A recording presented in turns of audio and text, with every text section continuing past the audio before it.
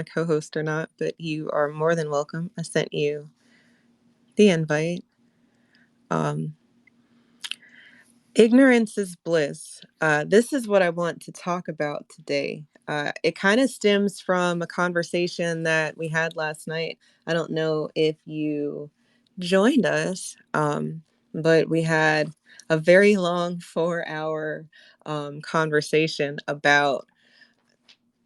well, about a lot of things. I guess it kind of started like about Freaknik and ADHD, but then a lot of different things happened as we uh, progressed through the night, and it made me think about a couple of different things that I wanted to maybe share with you this afternoon, this evening. I threw a lot of things in the Jumbotron, so definitely have would like to get y'all's thoughts about what it is that I've shared, and maybe we can have some dialoguing, constructive conversation happening tonight.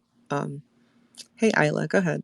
Hey, I'm gonna change devices so I can help you co-host, okay? Or so I I appreciate you. okay. Thank you.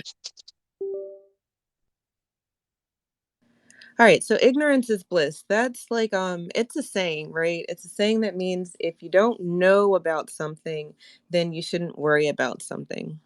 And while I think that that might seem like a good move, it might seem like, something that you could do because you don't want to stress over things. We're people who don't deal with stress very well.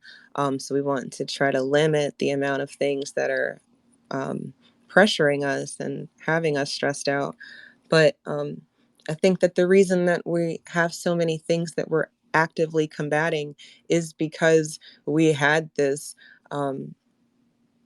Ignorance is bliss attitude.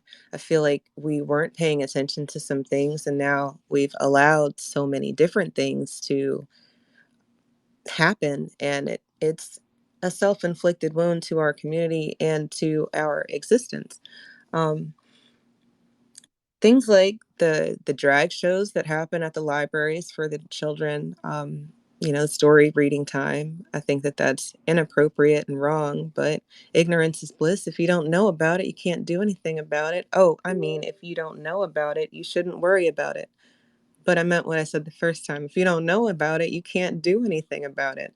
So, again, my point for having or holding any spaces of my own is to try to combat these situations and scenarios where they're doing things that we're not paying attention to, that we should be paying attention to, and maybe we can do something about it. I don't like to be reactionary, but there's so much going on that while you should be proactive in all things that you do, there is already the game's already being played against us. We are already at war, and a lot of us are playing catch up. So, as you're playing catch up, you will have to be reactionary in order to not lose right now, today, because you could lose today. If you're still here tomorrow, then you didn't lose today. So, shout out to you. Isla, Hey there. how are you feeling about our discussion from last night? I think it was pretty good, productive, constructive. Definitely opened a lot of doors for some other conversations. Um, it was it got interesting. I feel like there was some healing things going on too. Some talking about some real things about what affects us as a community. Some things that kind of led me to thinking um, why it's difficult for us to get past some trauma and triggering things that cause us to not progress. And what I mean by that is it's difficult to sometimes come together and work as a group because of the trauma, because of the way that we react to things. So I got a lot of thoughts. Hope that made sense. No, it's cool. I was curious. I know we didn't really debrief because of the crazy situation that happened at the end of the night. If you don't know what we're referring to, you can check it out. I threw it in the jumbotron. That's a shameless plug for our YouTube channel, the Pick Me Podcast. Um, this these thoughts, today's thoughts, will not be on the Pick Me Podcast. I'm trying to keep things separate. Like I'd like to keep when we're having specific or certain types of discussions on that channel, and then when I'm having a moment like this one, you can find it on just my regular YouTube, Just Eve. So if you don't catch it live tonight, it'll probably be up here for a little while, but then find me on YouTube. So that's how we'll do these different spaces. At least I'm trying to keep them organized. So if y'all just bear with me. Ignorance is bliss. Look, in the jumbo, this is what I'd like to do. I'd like to run through a couple of news articles, some stories that I thought that are very important to what's going on, and then maybe we can kind of talk about why we've come to this uh, intersection of life here in America, here in Black America. The first story, there's a former sheriff. Look, this guy, he's facing federal bribery charges because he left the cell keys unattended. All right, so you are in charge of the keys at jail, and you say that, okay, I'm just gonna, mosey about or do something else and not pay attention to the keys. That's innocent, right? They're just keys.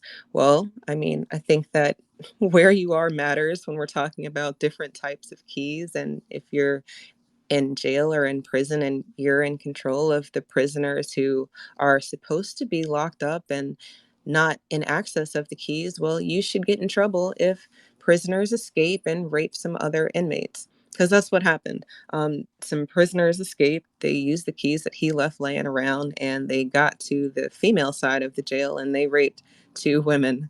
I'm not laughing. It's not funny. It was a nervous laugh. I'm sorry. I'm gonna try to try to work on that. Um, he, the sheriff, Terry Grassery. I want you guys to pay attention to the names. Terry Grassery.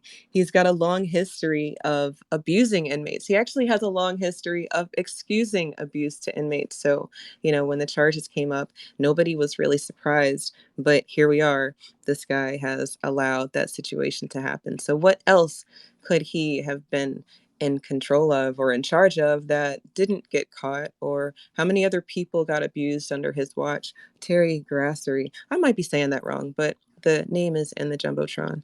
Um, this is from Mississippi, the Noxubee County Jail. I'm going to try to make sure I give you guys the location and the names because I think that that's important. Um, at any point, if you want to speak about any of the articles that I'm talking about, just throw your hand up. It's all good. I would love to hear your thoughts, but because ignorance isn't bliss, I'd like to shine some light on these specific stories for one specific reason. I hope you guys are keeping up. The second story is about a dentist out of Altamonte Springs, Florida, which is like 10 miles outside of Orlando. His name is France Brignall. France Brignall. So from 2014 to 2020, he didn't pay any taxes on $900,000. He makes about $200,000 a year. He's a dentist, and he said that he didn't want to pay taxes. He would go ahead and use his mom as a hideaway account. So this is what France Brignall out of basically Orlando, Florida, did with his money for 6 years. No taxes paid. I wonder if we if well no, I'll let you guys come to your own conclusion about what the tax man does when you owe a certain amount of money, but that's basically $1 million worth of taxes, and he just was allowed to continue to do that even though the IRS knew how much money he was making. I think that they take that into consideration. They say we can get them later, and then they get them later. So maybe that's just what that happened. Maybe that's just what happened. He just got later. Maybe other people get got sooner. I don't know if that's real or if I'm just making that up or if it looks like what I'm reading. Um, this next story comes out of New Britain, Connecticut. This guy, Irving Rivera, is a SPED teacher. SPED is special education teacher. He is a teacher who said, what happens in my classroom stays in my classroom.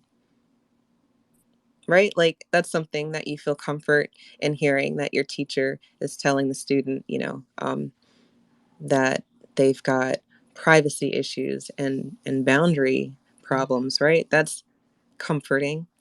No, okay, obviously I'm being sarcastic, but here's the thing. He assaulted an 11-year-old. I don't like the way the article was written, because when you say something like a 50-year-old kissed an 11-year-old, I feel like you're trying to minimize what happened. Um, an 11-year-old is a child, and if you're 50 and you're kissing a child, that's sexual assault. It's not rape, right? Because rape is the actual penetration, right? Isla, help me out here, because I feel like maybe I'll mess up my definitions, but that's No, you're sexual assault, right? correct. Yes, it is sexual assault.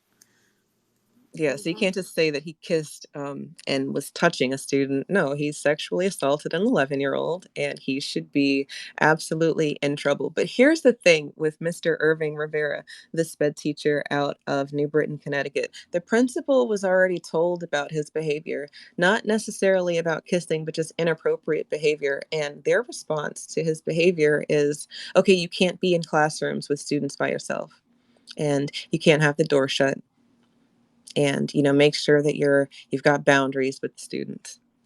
That's the response from the principal to students who've already complained of this man being inappropriate to him. Not you're fired, not you're suspended, not you need help, here, go seek therapy, but just don't be in the classroom with the kids by yourself. Isla. That's an issue. Like, why would you keep them around if you cannot trust them with the children? uh, I don't get it. Exactly. That's all.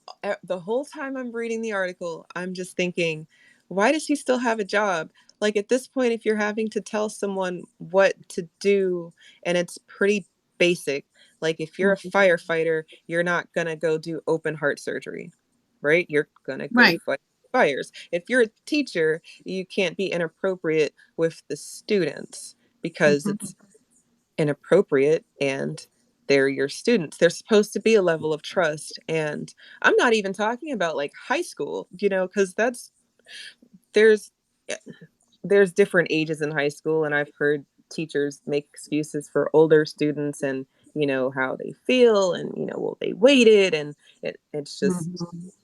ignorance is bliss, right? Yeah, Am it's I just right? it goes in line with unprofessionalism, you know. But worse than that is it just seems that, and I haven't read the article, but based on your description of the way it was written, that I agree with you in terms of them trying to minimize it. I guess he's either white or he's non-black, of course, because then we know that if it was us in that situation, they would definitely give us all the labels in the world. Right, Um, all the labels. You yeah, are a but our rapist, a children are pedophile, right. Yeah, but our children are under attack, and it's just sickens me that the mainstream media, is downplaying the severity of what's happening to our children on a daily basis. Absolutely. Absolutely. And speaking of the mainstream media, look, I know that I'm late because I actually had this space scheduled for like an hour ago. But then, great minds thinking alike, Tariq wanted to go live, and I respect the platform of the new Black media. So, I feel like I didn't want to miss out on what he was saying. So I tuned into that first, and that is why we started a little bit late tonight. So I appreciate y'all, bearing with us. Yeah, I was in there too, Eve, and when I saw the notification on the back end, I was like, wonder if she knows that he's got a space. Yeah, definitely caught me off guard, because I'd been looking at these articles, trying to figure out what the connection was, and I hope you guys have made some sort of connection so far. I threw a lot and the Jumbotron. I know I'm not trying to information overload you as much as I just want y'all to know there's so much out here, and we have to pay attention to these people, these places, what's happening, and our action or counteraction or preventative measure, reaction, all of that stuff matters. Right. I agree with you.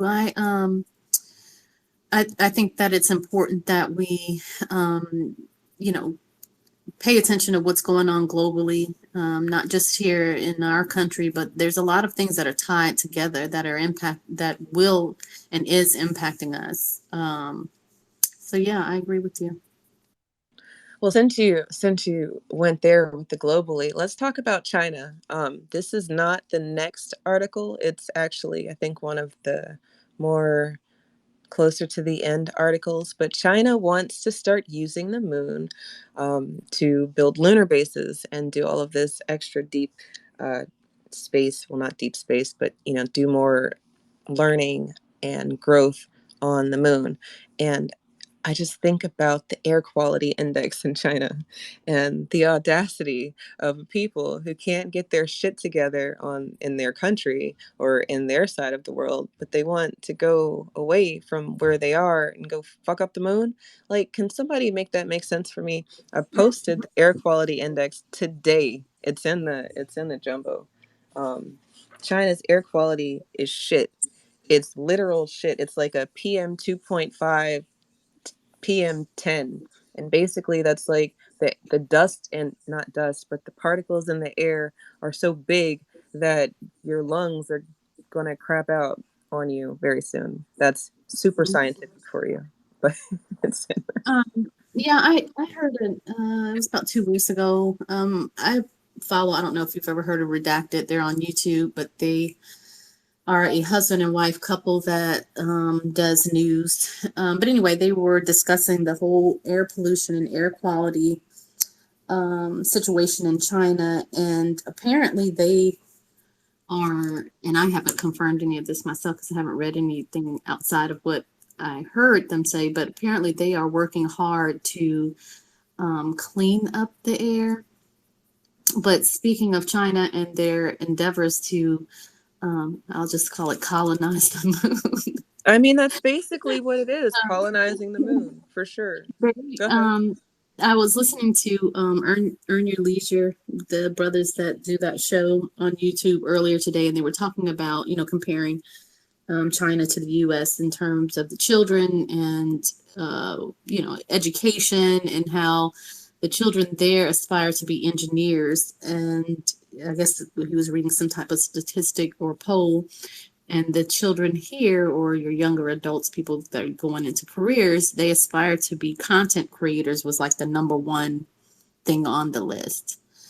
Um, and for the longest, I've always believed that we are not ready to be competitive on a global scale. Our children are not.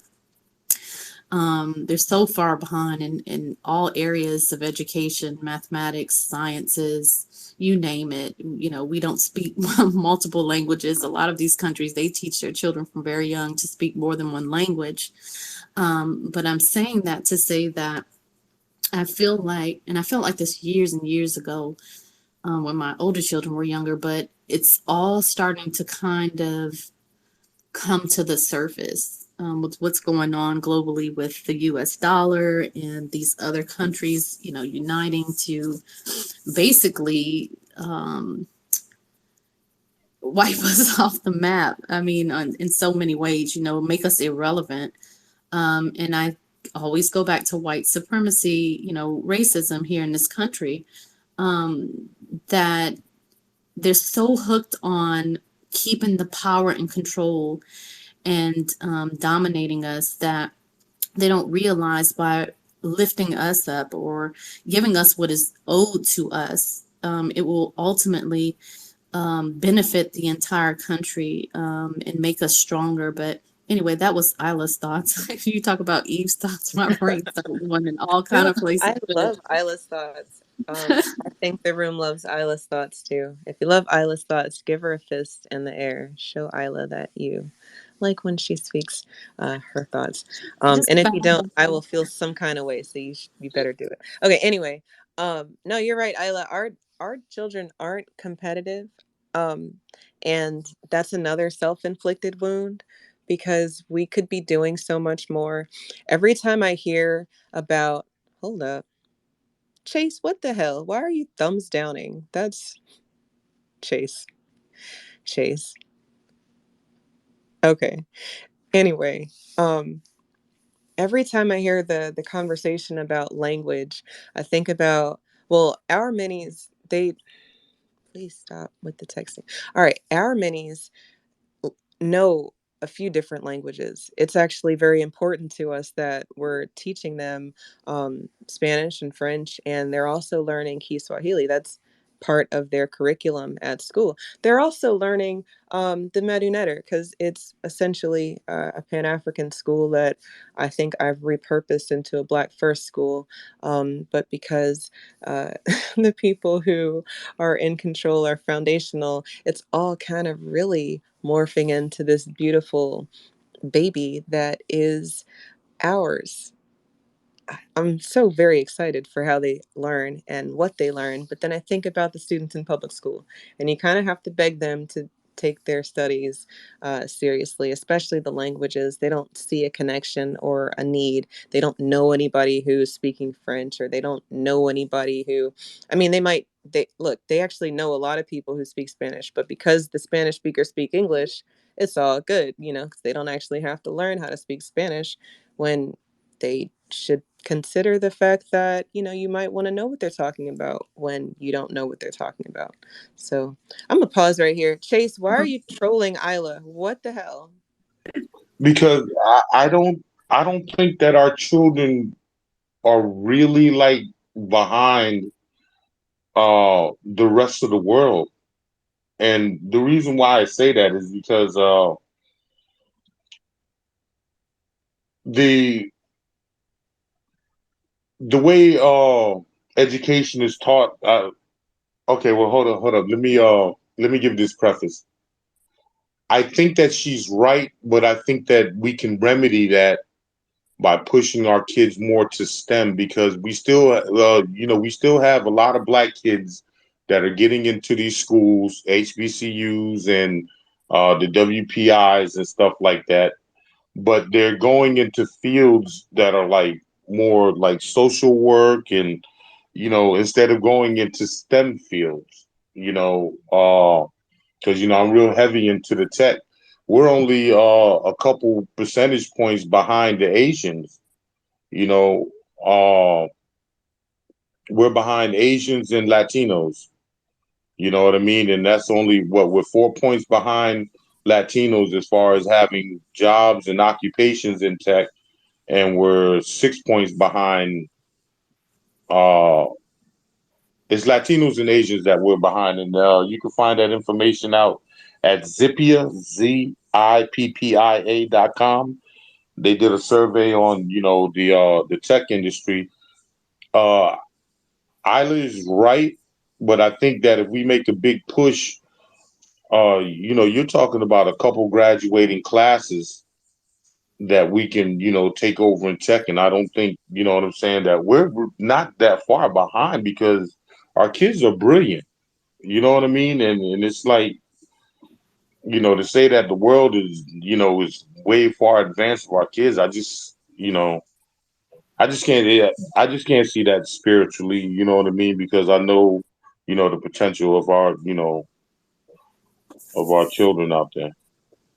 Um, I agree with you 100%, Chase. But what I was speaking about specifically was the U.S., not necessarily just our children, our foundational Black American children. I'm speaking about the Mhm. U.S. compared to other countries.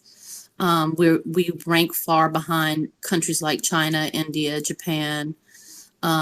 So when I say In we're what field though? In the tech field, right?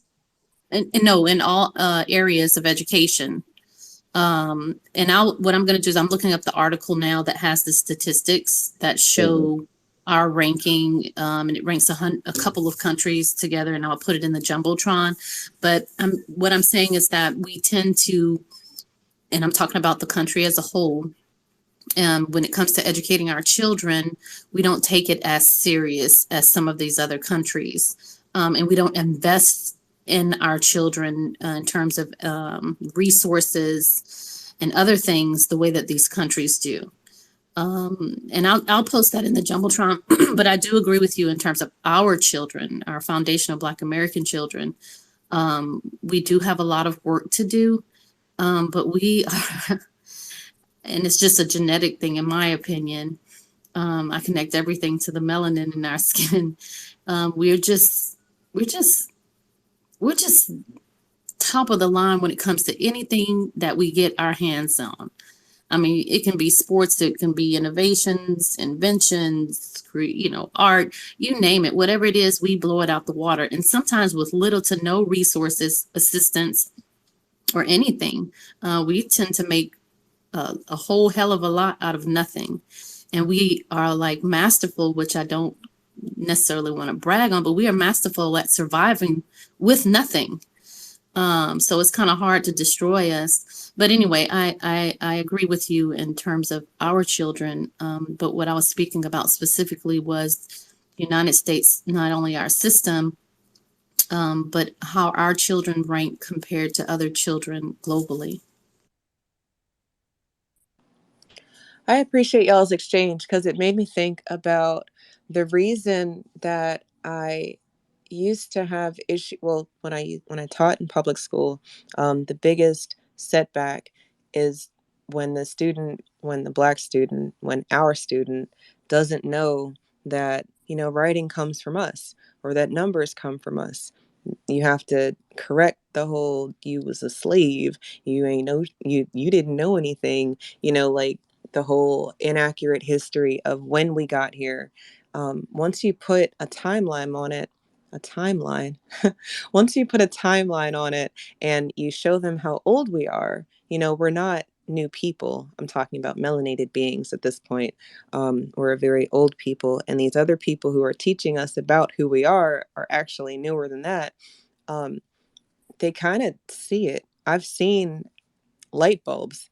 And no, I don't really mean like I saw a light bulb, but I've actually seen it clicked for some students who did not want or care about math or writing or social studies or whatever. They didn't care until they found out that it was theirs. And then they came in and they were stunting on everybody. And the cocky.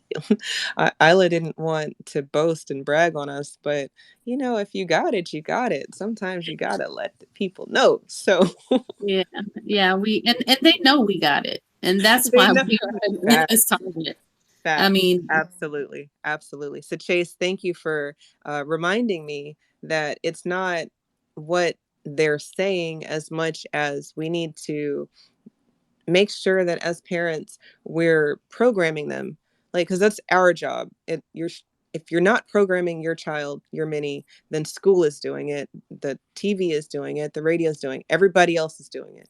And I think that you failed as a parent. I personally, Eve, I feel like you failed as a parent if you're not the one programming your child. So STEM is definitely the way to go. Our children, our minis are absolutely magnificently created, and they've got big, beautiful brains that I've seen some things, like Isla said, with little to no resources. So China can suck it with their 2.5 PM fine particulate matter air, trying to colonize the moon. I seen them with their little basketballs, right? And look, Chase, I'm gonna let you go, and I see you, Shantae, and peace, Miriam. I see you too. Thank y'all for being patient. Look, there's this one video that trips me out all the time. It's the video where it's like a kindergarten Chinese class, and the stranger danger comes and tries to like steal the kid away. They have like a treat, and they go to each kid. They're all sitting in a circle. Isla, please tell me you've seen that video. what is this video again? There's like it's like a kindergarten class, and the students are all sitting around in a circle, and this person in a mask comes in, and he offers the first kid like a treat, and the kid takes it, and the stranger danger scoops the kid up and takes them out the classroom. It's real scary, like. And then No, he comes back and he does it again. And the next student's like, no, no, I don't want it. I don't want it. You know, he keeps going down the line. Um, oh, yeah, is it dressed up? Okay, yes, I think I have seen it, but it's not. I mean, I know that they recorded it as, I don't know, a commercial or some kind of exercise, but it was a class of young kids, like yeah, black kids. yeah, like kindergartners Yeah. or younger. Yeah, absolutely. Hmm. Absolutely. Yeah. When people talk about how advanced China is, I keep going back to that video, because like the importance of teaching not to take things from strangers, or just the the safety aspect. I don't know. I want to say that very recently I read that a country over in Asia land over there said that children are now everybody's responsibility. So, you know, kids can just go wherever they're going to go and the whole community is supposed to take care of them. So while other people are speaking, I'm going to find that article and post it in the Jumbotron. But these other countries are forcing their people to care. We're not doing that. And I think that it's something that we could model and do better because we're only 14% of the population, y'all, right? Like they keep saying how small we are. So if it's only a little bit of us, then we should be able to do something impactful. So that's my thought about China. Peace to you, Shantae and Miriam. Welcome to Even Isla's Thoughts this Thursday afternoon. Peace to you both. Good evening. I'm heading on my way to my city hall meeting. So I wanted to chime in on some of the things you all had already discussed, which is, oh, can you hear me? Oh my God. Yes, I can hear Okay, you. can you hear me now? Okay. For a minute, my thing had went dark, so I thought you the guys couldn't hear me. But yes, as far as China goes and that air particle problem and the high pollution that's there, they um really do need to focus on their own. Because they don't even have bees to pollinate fruits and vegetables anymore. They have to do it all by hand. And we already know that they have did some of the most egregious acts to their children. I mean, literally boiling the babies, cooking them. I kid you not. They're not allowed to have over two children, and so they murder or drop off the girl babies usually. So they have a whole overran system of orphans over there in China, as well as they may seem advanced as far as technical, because when they hear or see another country doing something, they have big egos, literally. And honor to them is everything. But what about human rights? What about what is right? And what about your moral compass? They are rotten to the core. They share the same creative number with PC people. You do know that, right? So this is highly spiritual. They're like the flip side of them. This is why they have no issues with assimilating into their culture, um, into the institution of white supremacy so readily and so easily. And they are just as savage and beastly as PC people. I mean, really, they are really savage. They kick each other in public. They shove each other. Hell, they football kick each other's children. They also, like, their traffic is crazy. People get hit and left dead in the streets all the time.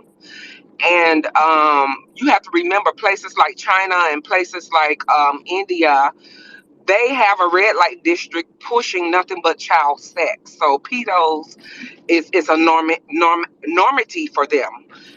Remember the black dudes that they tried to do the propaganda piece on, saying that they were attacking, oh, they're attacking this Asian man for no reason at all. When he sit up there and was accosting and filling on an underage young lady on the train. And you know, foundational black American men don't play that. They like always openly, rovingly so, move doggy, openly so, grope the young ladies, put their hands all up their underwear and all that. And you know, everything, the only thing that is taboo there is showing pubic hair. So they often have these young girls posing and all type of like pornographic like material. This is why they close their media and other things off to the world public, because they do not want the world to see how immoral that they are. And these mongoloid people, they really are, I mean, they come in like vampiric insects, if you will. They come in and create doppelganger societies. They steal every damn thing that another culture create, namely ours. Because let's get it, the whole world, let's face it, the whole world get everything worth anything from us, because we are the originators, we are the innovators, we are the creators, often imitated but never duplicated. So they, you know, they always have been this way, and they have this ingrained hate and visceral for us. And remember, they killed off most of their dark population, but you still have the Taiwanese, you still have the citizens of Seoul over there, as well as some of their monks and stuff. They still have dark skin, very dark skin, and a lot of those tribes throughout Asia, usually slaving, working in the rice paddy fields, are the ones that they do a lot of. They have no respect almost for the farmers that does that, and they have just this deep ingrained hatred and disrespect for the darker race people, just like India does. They all have caste system and racism. So when they come here, they right at home, and like you said, they bring all of that. The distrust, the disrespect, the I'm better than you superiority, while they bleaching their yellow ass skin, binding their foot, making them shorter, but they get surgeries to extend their legs and to make their eyes round. I mean, the self hate that they have for themselves, and they project it onto others, especially us, because they are jealous that they're not us. And remember, Sambo was once, it actually means God in um Vietnam, because they often said, "Black man, go home. This not your war." Um, uh, you know, you are God. But then they took on white supremacy acts in ways and started turning Sambo into a shame tactic, and making caricatures out of it with the black face and the big lips. They still got a lot of this stuff right now. Anywhere you walk down in Hong Kong, you walk anywhere in China, you walk anywhere in Japan, these people have, like, they want to wear our skin. They really are fascinated and disgusted all at the same time. But they're the flip side of PC people. And I'll yield. Thank you. Um, so, sister, let me ask you: do you think that um, what do you think it is? Do you think it's fear based, the way that they have? I'm trying to word the question correctly. They have a lot of coordination. When I say coordination, they operate in unison, right? Um, do you think that that is stemmed from fear, you know, from all these things that are being done to them, atrocities that are happening, and, you know, their lack of rights and what have you? Um, I hope that you understand the question. Do you understand what I'm trying to ask? What do you Yes, think is Isla. that? Mm-hmm. Mm-hmm. Yes, I do. I actually understand the question totally. Um, this is a society that, remember, they took ideologies of taking your individuality away. So they train, they do exercises together. They almost are mechanical in nature. So it's their rhythm that they off rhythm as. They the only ones less rhythm than a white person, for real.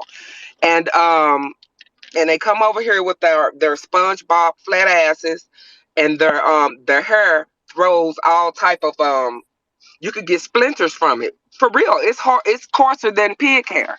You get splinters from it. I know because I have beauticians in my family, cosmetologists uh, in my family, and they have the coarsest hair. So, but yeah, these people, some is from fear because they truly have little cells, and they throw people in jail if you do not um, abide by their rules. But it's innate. It's just within them because you could go off to some of the other little if you will, to some of the other little towns and little villages.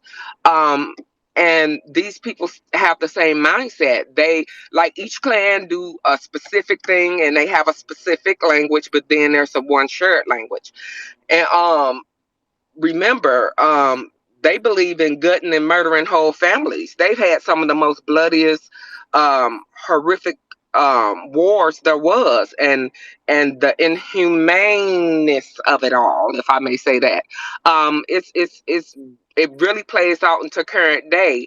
They are a total have a total dictatorship, and their police is an extension of that, and they have severe corruption. We already know with the opioids and stuff like that because they the one introduced it to the United States, and so much so it was so bad that they had to remove it out of the Coca-Cola soda. They were giving it out, actually out in cough syrup form, and they had to stop it because babies were being born deformed. You can actually see a documentary called the Opiate Wars, American Opiate Wars, and it talks about how this is why the Asian man was led into the country in the first place because they weren't bought here as slaves like they're trying to erase and lie and put into history right now today. Oh, they had to build the track. They built the whoa. No, y'all were brought in to finish off the railroads. Our ancestors, FBA, built the railroads. We blew out those mountains and laid down the tracks and beat those big tall spikes by hand with sledgehammers. And then on the last leg of the tier, they brought them in and to just to finish off because after a while you could only kill so many people, so they were killing so many people and unjustly imprisoning brothers and stuff, and had them working on the railroad and busting rocks. They like to do the little cartoon and sometimes plays where they show them just busting rocks. No, they were actually busting down hillsides and mountains, making the for the railroad, as well as later doing the highways. So don't never let no one come in and try to attach or tether themselves into our history. They are major interlopers, but very protective of their own history. But they lie and hide about a lot of their own history because they murdered off so many people, and due to complexions, due to language differences, uh, due to you are the red clan, we're the brown clan, they're the blue clan, the yellow stripe clan. I mean, it's ridiculous.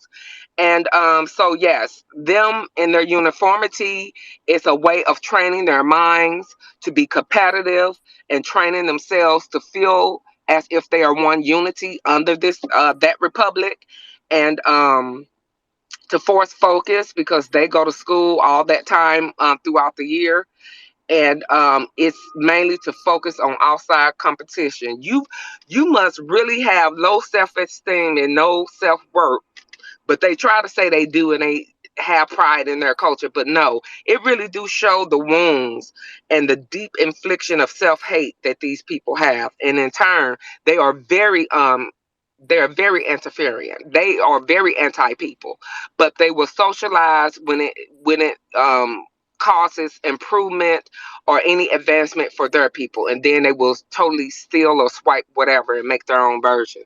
They've did it to us forever, and now they're doing it to the rest of the planet. Burn it down, Indeed. Miriam. Burn it down. God damn. She said a whole word. While she was talking, I threw some more things in the Jumbotron. Asian men getting afros. It's officially a thing, according to that website in 2018.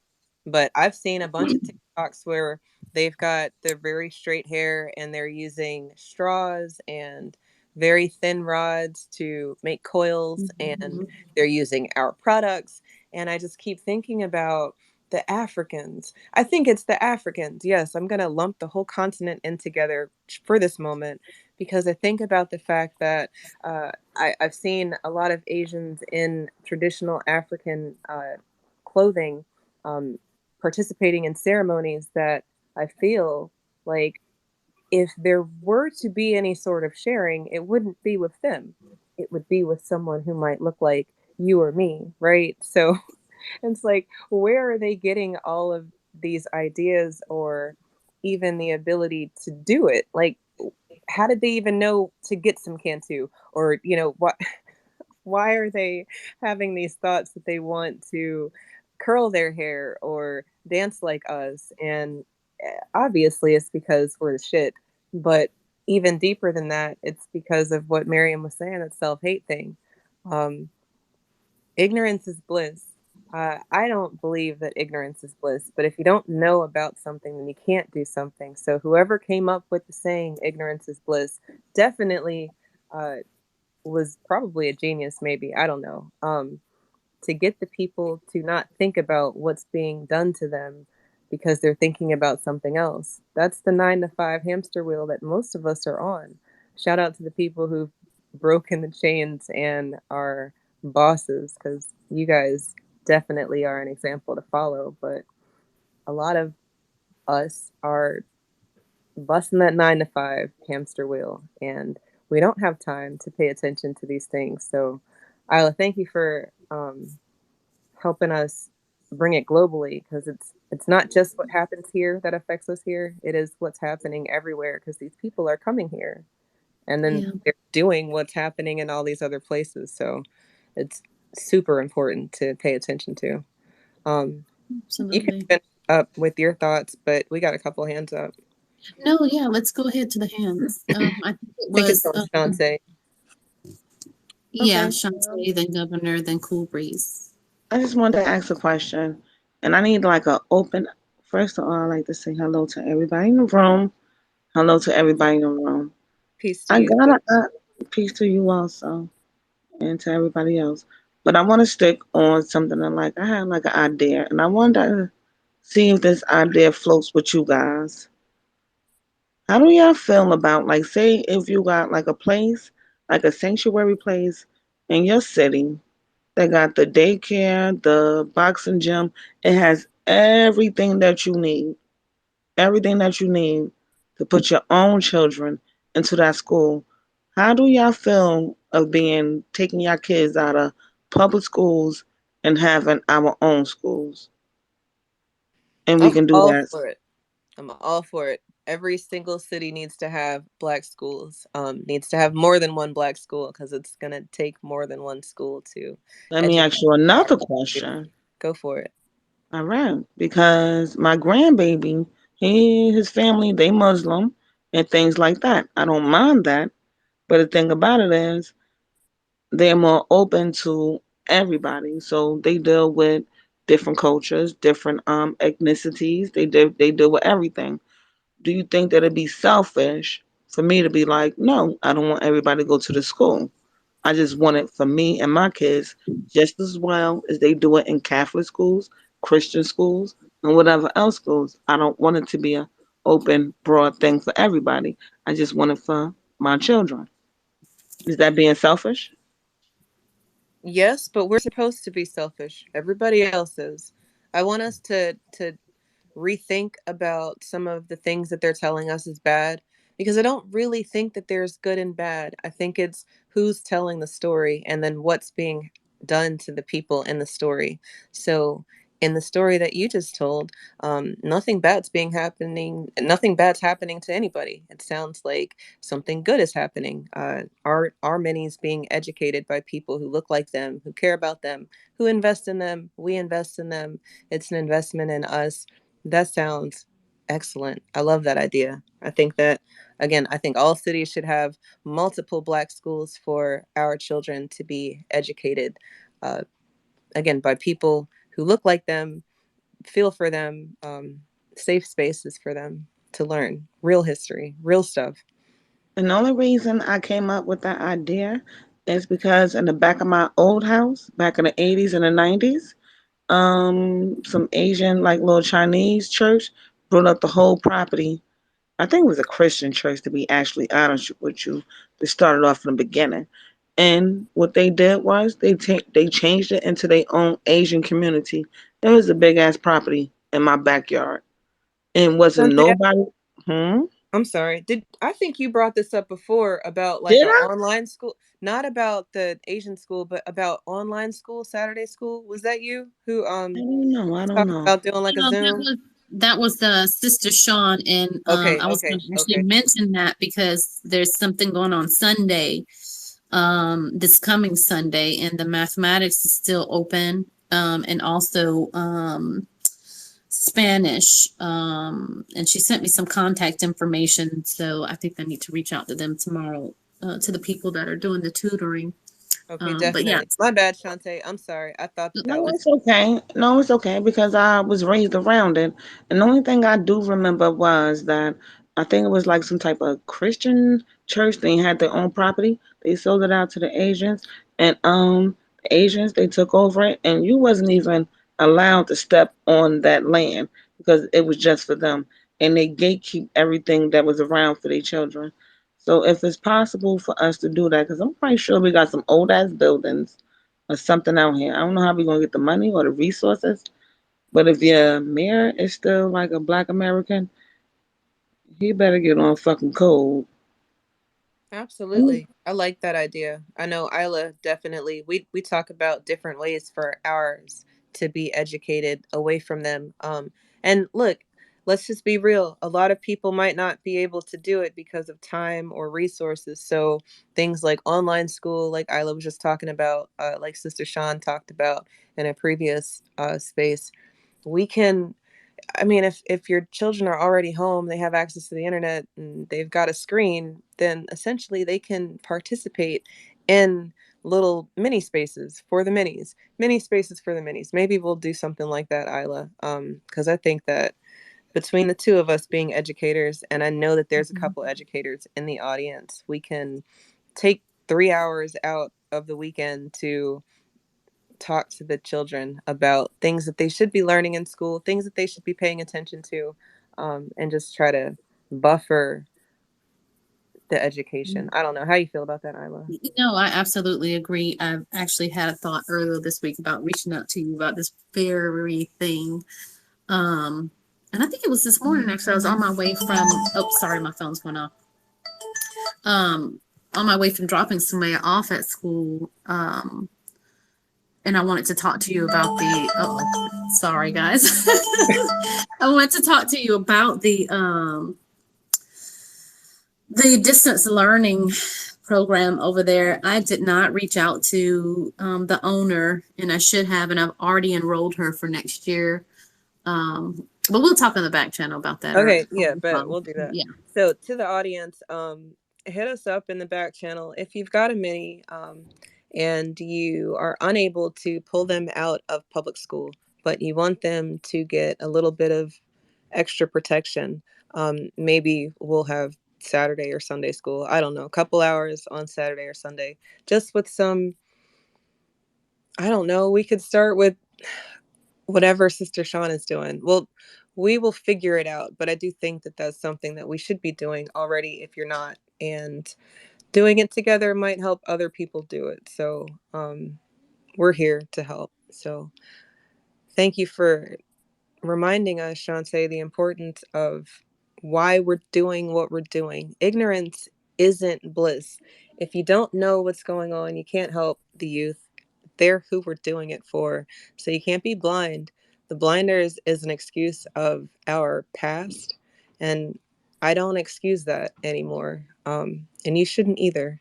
I know you might have had a hard deal, or life might have hit you pretty hard, but it doesn't Wait a mean minute. Wait a minute. It don't matter if life did hit me hard. I'm still oh no, good. not you, not you. I'm Wait, talking just wait. in How do general. we get around sanctuary cities when you trying to do something like that? Oh, that's well, I think that let's come back to sanctuary cities. I think there's an article in the jumbo that I wanted to talk about that actually addresses that. So if you don't mind, Shantae, we'll pause on that, finish getting to the hands, and then we'll get to we'll I think it's all related. So you're definitely on my wavelengths with the thinking. So shout out to you. Um, hey, Governor. Hey, Cool Breeze. Peace, Yomi. I see you in here. What's going on, Eve? Hi, Miss Isla. I saw y'all had a story up in the jumbotron about dumbass sheriff. Yeah. Yeah, buddy. He left the keys out and some inmates got raped. How do you do that? Um, I believe it's necessary for things like that to happen. I think it's done intentionally. You hire people that really don't know what the fuck they doing, but they meet all of the qualifications, and it helps out with insurance claims. So everything, you know what I'm saying, systematically works together. I enjoy going to the Home Depot in Oxon Hill first thing in the morning and going to see my homegirl Kool-Aid and Brandy. Yes, that's the name on her shirt. They also don't know what the fuck is going on in Home Depot. You can ask them where the screwdriver's at, and they'll look at you, and if they ain't got that little phone thing in their hand and they scrambling, you ask them where's the baseboard at, they'll look at you scrambling. But if you ask them where the bathroom at, they will be able to tell you in 2 seconds how to get to the bathroom. So I think people are put in positions like that for a reason, just to keep confusion, just to keep busy work going. And insurance is a part of the American structure, and you got to feed that demon too. I'm done. Facts, Governor. Facts. Oh my goodness. Hiring people who are unqualified to add to the confusion wheel. For sure.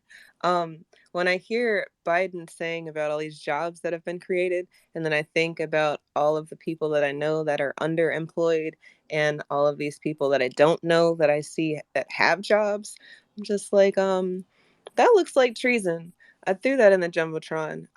President Biden was talking about uh, job creation. I'm sorry. Let me try to find it real quick.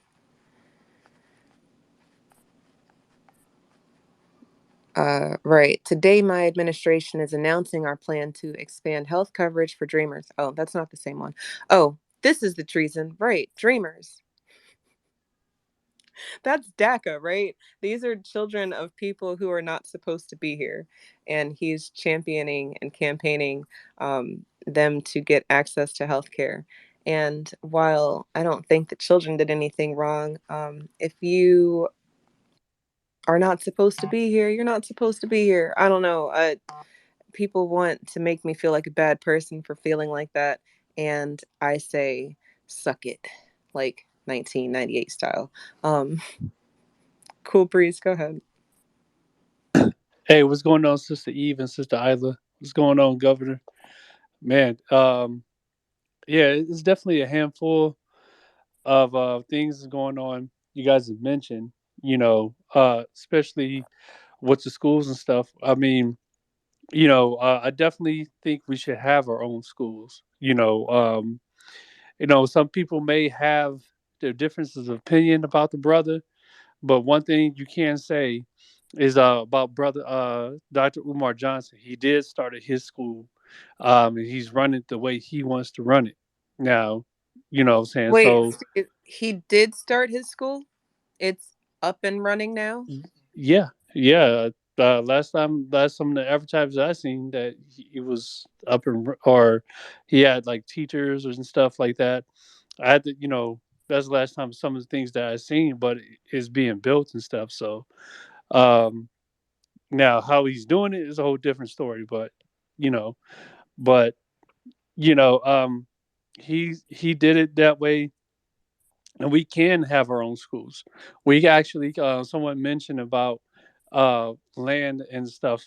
It goes into jurisdictions and stuff. We can actually, you if someone in your family have access to land or have land, or you buy the land, you can actually start your own. Community basically, um, and you can basically gets into jurisdictions and everything, But needless to say, we can do those type of things. We can have our own schools. You know what I mean? Even back in the day, I remember some of the things. I remember going in some of family members, friends, and basements, and they're teaching us about our own, our own people and stuff. About people that never taught, they never taught in schools, all that kind of stuff. So we have to get back to that kind of mindset and everything. And I think our people are doing it. We are getting on code with each other and everything. So you know we have to just keep doing that work. And I'm gonna yell the mic. Absolutely. We got to keep doing the work. I know y'all are tired. I'm tired. Isla and I were talking about what ideal would be, and sleep would be ideal, but you sleep when you did. And I really mean that. We have a lot of time. 24 hours is a lot of time. So maybe reorganize how we're using the time and find that you've got time to do more things. I'll come back to that in a moment. Peace to you, Yomi. Welcome to Our Thoughts. What's up? Peace and greetings, everyone. How are you guys doing today? Um, I've had my children in two private black schools. The first school that I had them in, my twins were going to first grade, and the second one I had them in, my twins were going to, I can't remember what grade they were going to. But by that time, it was not only my twins, but it was my youngest. My experience with the black schools, um, they weren't what I thought they were going to be. The first one was a Christian-based school, and I mainly put them there, and not to knock on anyone in here or if you're a Christian or anything. I didn't put them there because of the religion. I put them there because of, um, their educators were, us, and because um,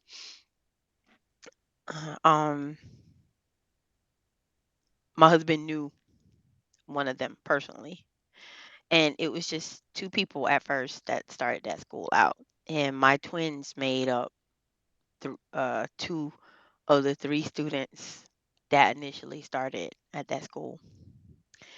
Um, and then the next school was a more Afrocentric school. We had to go through a screening process and everything, and what was taught at the school, I liked it, but when it came to the history of it and everything, but the educational part, like as in the standard that they needed to be on, um, it wasn't there. I noticed my children were not, I could ask them just regular questions and they had no idea. They couldn't express it, explain it. They would come out, I don't know what you're talking about. So I took them to the Afrocentric school because it was it's very important to me how my children are educated, and I need a balance because I feel like they need to know of the enemy as well as themselves. So that's what I but they also need to know how to coexist in this world. So in other words, what I mean by that is they need to know of the enemy, they need to know of themselves, but they also need to know how to maneuver within this system that we did not create.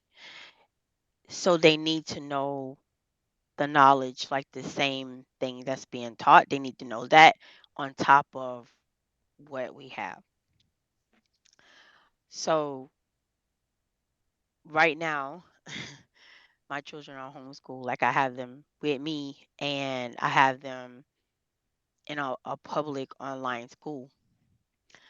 I have a sewing shop that I shut down, and my kids are now here with me at home. So I'm not in my shop anymore. I'm just here, and I work a job on the weekend to basically pay rent for a shop and pay for equipment that I'm not in. So with them being in public school online and out of the Afrocentric school that I had them in, it was a hard decision. I did not want to take my children out, yet they weren't getting taught anything that would they weren't given a balance. I'm not going to say they weren't taught anything because I learned quite a bit with them being there. But I thought they were going to be taught a balance because that's how it was given to me, that my children would be well rounded, that my children would know the basic standards and, that and, beyond. Um, One of the main reasons why I had to take them out was because they took up the tuition, and at the time the tuition for my children was probably going to be about $2,000 a month. And and I was driving my kids 30 minutes away from home to get to this school every day, Monday through Thursday. I got up in the morning, we drove, and I went and I picked them up every day. So it got to the point where it wasn't financially, it wasn't making any sense. I was in my shop, I wasn't making like that much money. My husband was carrying our whole household on top of paying for a private school. So I made that hard decision of, okay, I can't do this. And I went for a while like totally ignoring it, saying, okay, something's gonna happen. I'm gonna make something happen. In the meantime, I made a bad investment with someone that I thought was a friend, and it was a for a African based, project. And so it just really devastated my household financially. And I did that. So that's something that on top of, having my kids in this school, I made this decision, and, basically it just put me um in a bad place because I felt how I felt in regards to um how things ended up. So this was the second black school that I put my children in because I wanted them to be taught by us. I want you to teach them about us because I too need to learn about us. I don't know everything I need to learn, but I want you to teach them of themselves, teach them of the enemy, and teach them so they can go out and just be with the enemy, blend in, do whatever they need to do, and not lose their identity at all. They must keep that. So fast forward to now, like I said, my kids are online public school. They are talking about going to public school. They are asking to go to public school. And I can understand why, because I have moved my children around so much. You would think that we've moved from state to state and we haven't left. That's just how many times I've moved them from school to school, trying to find that one sweet spot that I now feel like does not exist at all. So I have to play or figure out how I can make this game work for me or how I can play the game. So they're talking about going to public school. We're probably going to end up letting them go to public school, but the whole time my children have been online school, and even when they were in any school, I mean, anytime from the time my children have been little things, we have always taught them about us. I don't care what you hear outside or what you're being given outside. We always give you what they're going to say out there, and we're going to give you the truth in here. So when you go out, you're going to know the real answer in your head, and you're going to understand what's coming out of the mouths out there. So right now, when you say you want to do the school thing, I am really like hopeful and open to it because I really want that kind of thing for my kids. But to be honest, it does, I've done that. I've been there, and it's just um it's a scary thing for me. So not to I just wanted to put that out there because I am someone who's done, have my kids in, a black school, and I still want that. So yeah, it's a bit frustrating. Mhm. But I manage. Yeah, I can totally understand where you're coming from, sister. I can totally empathize. One of the things that kind of goes through my head every day with my 8-year old is her education after middle school. That her going to high school for me is like it'll never happen. And right now she's in a private school, but I think there's only like five, maybe five black students there, and it has been a lot of work to undo a lot of the self hatred that comes from, and with children not being around us. I had a lot to combat with her when she was in the 3 to 6 year old class. She's in a Montessori school, with her wanting her hair to be a certain way and her skin to be a certain way. And it has taken so much work on my part to reverse that. So, yeah, I can completely understand. And look, here's what I kept thinking about, Yomi. We have this thing where we'll do the black business, and then the black business does us dirty because it was like a rent 'em spoon operation, or they were cutting corners or slacking off. um, and then we kind of say, well, we're not going to go back to black businesses. So I appreciate that you've tried it more than once and that it seems like you're still open. But yeah, you're a little apprehensive. I get that because it seems like you've struck out twice. However, the fact that you're still looking, that's necessary because it's our minis matter. You can't just give up because it didn't work out the first time. And you did the ultimate sacrifice. You brought them home. I get that they might want to be around other students and stuff, but homeschooling your child, if they're around other children, it sounds like you've got more than one, so now they're social. Um, they're not necessarily missing out on much socializing. They are missing out on the teachers allowing them to identify as however they want to identify as. In the jumbo, I posted, this is actually the next article that I was about to get to. So thank you. I mean, you kind of brought us right to the next point. But um, in Roseville, that's out of California, Roseville Joint Union High School, there's a pastor, Casey Tenon Martinez. Um, this pastor was basically using this group to get children to be transgender. You can read the article for yourself. I really hate articles like this because it shows how bad things are and how much worse it's going to have to be for some people to do something about what's happening. But um, they were saying that they were going to have like a youth group. So the referrals were coming from youth group at first. And that seems innocent enough, right? From there, it turned into having like a meetup at the library. So they were realizing that using the guise of church wasn't necessarily the move, even though it was a pastor. So let's split the baby and say we're meeting up with friends at the library. This pastor was caught on tape saying things like, you don't have to tell your parents, and uh, basically that he's called CPS on parents who aren't using the pronouns that the child is saying that they want to be referred to as. And that's dangerous.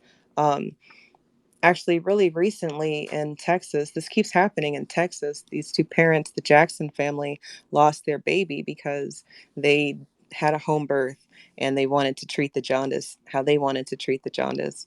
The hospital said, well, no, you got to do what we say. So they took the baby. So these situations where the dominant society or the powers that be have these rules in place where they only enforce them on us, and then our minis are the casualty. So again, pulling your babies out of the system, I think that that's I mean, it might have hurt your financial pockets, but the amount of safety that you're providing for them at home, and they're not having to be exposed to all of these traumas and obstacles, I think that that matters more. So shout out to you. Thank you for doing that. And hit us in the back channel. Look, if we have some students, we're going to do this, you know, Saturday or Sunday school for a couple of hours. We'll figure out a curriculum. Um, I am a person who jumps into the water before figuring out how deep it is. So please, you know, just work with me. I am an action oriented person though. So when people have ideas, I want to get started. So that's why I'm so very gung ho about things like this. But if there's no interest, then, you know, my minis are already in a black school that I feel very comfortable and confident with. So, you know, as far as my square, you know, I feel pretty secure. But I do care about y'all square. I think that as we elevate, you know, you elevate the people around you and then look at how much faster we can go. So, um, yeah. Yeah, I agree with you too, Eve. We have to care about not just our own. That mindset of just us, or as long as mine are okay, has to be abolished. We've got to get rid of that mindset. We have to remember too that our children will be meeting each other possibly in the future. And I am, you know, all for linking up with parents who, you know, they don't have to necessarily be on the same program that I'm on or have the same structure, but you have to be conscious and, you know, Black first, and, you know, all about the interest of our future, you know, the future for those children. Yeah, these are going to be our next, these are going to be the kids that's taking care of us later and continuing to carry the torch. So I think it's important. Facts, facts.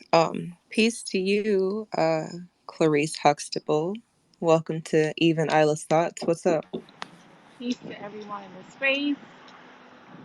Uh, I am very excited and grateful to be a part of this conversation. Um, yeah, I'll start with the sister that was just talking about how the children are asking to go to public school. And I would say that, Hillary, yes, can you, I'm sorry, I didn't mean to interrupt you. There's a lot of wind noise in the background, and yeah, you I'm sound kind of outside. okay. I'm outside. Well, you sound a little better now. It was just kind of low. Okay, yeah.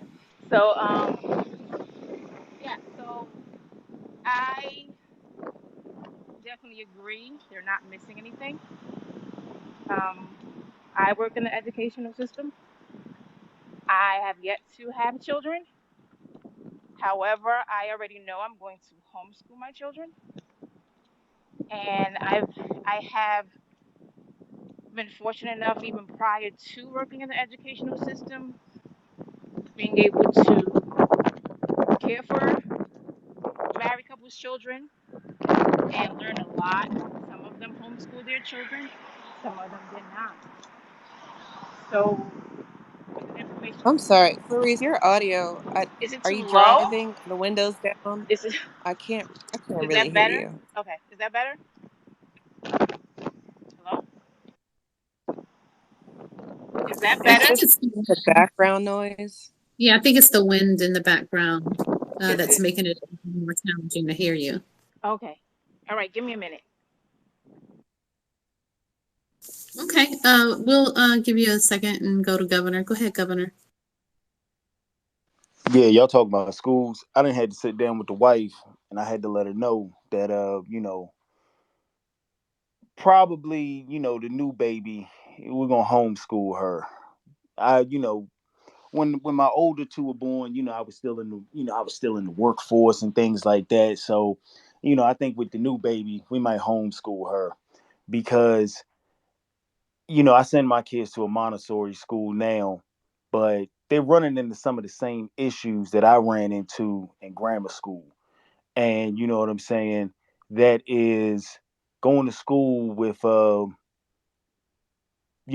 kids that are siblings that don't even look alike.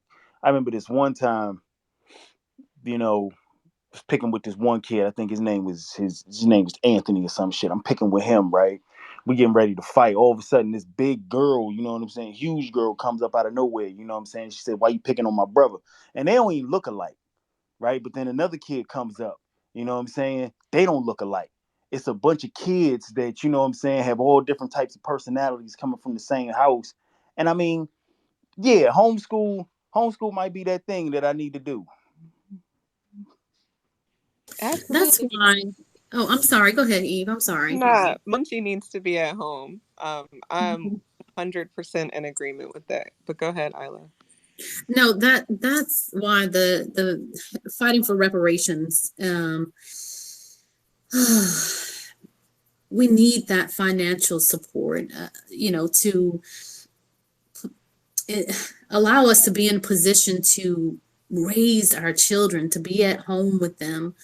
Um, for our men who are out there working and stuff. Oh my God, I'm about to go down a whole nother road. But the point that I want to make is that we need them to cut the check. I believe that, the financial part, the economic part for us is so important when you have households where both parents are working, and the children are in all these after school programs and the televisions are raising them, and you only have about 2.5 hours maybe at best in the evening to even spend time with your children. It's just so saddening. And I can speak from experience because when I was working in the corporate sector, there would be times that I would get home at like 8, 9 o'clock, 10 o'clock. If we were doing inspections or there was inspections, I might be sleeping at the hotel for until the next day, until the inspector leave. So it takes a toll. And it's almost like everything that you're trying to do and in terms of raising the children just gets undone, and you've got to start over constantly. So anyway, I'll end it there because I can go down a whole nother ramble. But anyway. They definitely need to cut the check. I can appreciate the new Black media for making sure that reparations is the focus, and how ignorance used to be bliss for the elders in our community. They didn't want to focus on what we needed, so now it's our turn to show them how it needs to be done. So shout out to the new Black media. Happy New Black Media Appreciation Month. Yeah, there's a lot more that we're going to discuss this evening, so I hope that y'all are ready. I think so far, I hope that you've picked up on the trend, who the people are that are inflicting these obstacles on us, and where they're from, what's happening, and who's allowing it. Uh, Steve, before you go, Clarice, did you fix your audio? Yes, ma'am. Yes, you did. Go ahead. Yes, so I was saying, um, the first thing I said was that I agree that for the sister that was saying her children wanted to go to to public school, that they're not missing anything. I work in the public school system, and even prior to me working in the public school system, I've had the fortune of working with married people and their children, either caring for them or implementing whatever standards they set in their household. And so I've known for a long time that when I do have children, I'm going to homeschool my children. That's my choice, um, for a lot of different reasons. So I would say, yeah, they're not missing anything. And there are ways to make sure that they're social, even though they're not in a public school setting. Because I used to hear that a lot in the past, the excuse of, oh, if you homeschool your children, then they won't be social. No, when you have a plan and you set them up to win, they're going to be social. So that's not even true. So yeah, That's part of the programming that I was talking about. So you hit the nail on the head with that, Clarice, for sure. yes. You have to do it. You want them to be athletic, you need to put them in a sport.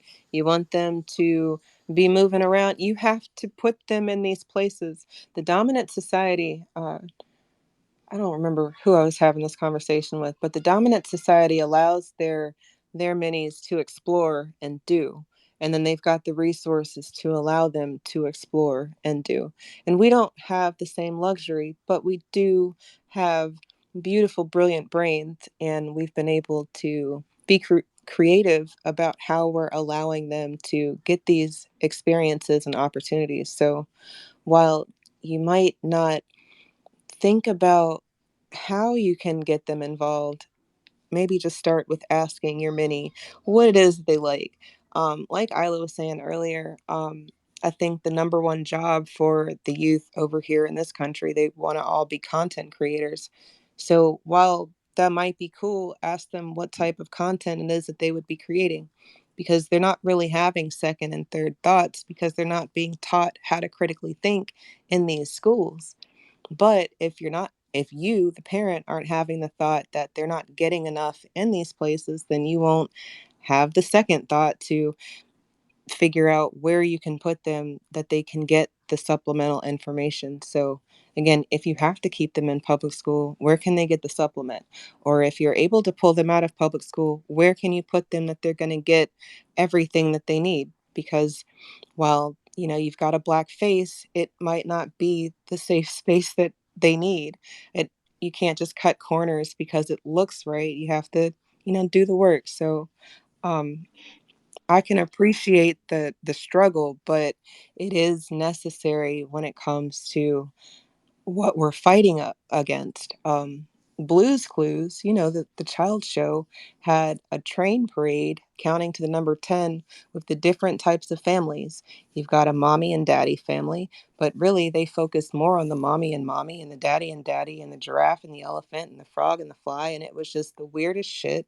And it's like nothing is safe anymore. So if you're just putting your children with all these other children who parents aren't caring about the programming, then your child will be programmed by default, by osmosis, by the people that they're around. And you didn't even really do it because you're not letting them watch those shows, but they're around children who are watching these shows. They're around children who are having these experiences. So it's kind of like growing up too fast. You might have known somebody who, might have gotten into their uncle's collection or stash or whatever. They've seen some things or heard some things they weren't supposed to hear, but now they got a little, they smell in themselves, their hormones or whatever, and you didn't have access to any of that, but you're hearing about it from this child who doesn't have the discernment to talk about it in a way that's not going to be harmful. So now you got these kids doing things that they shouldn't be doing because the first kid was around it. And just, that's all it takes. It just takes one. So, yeah.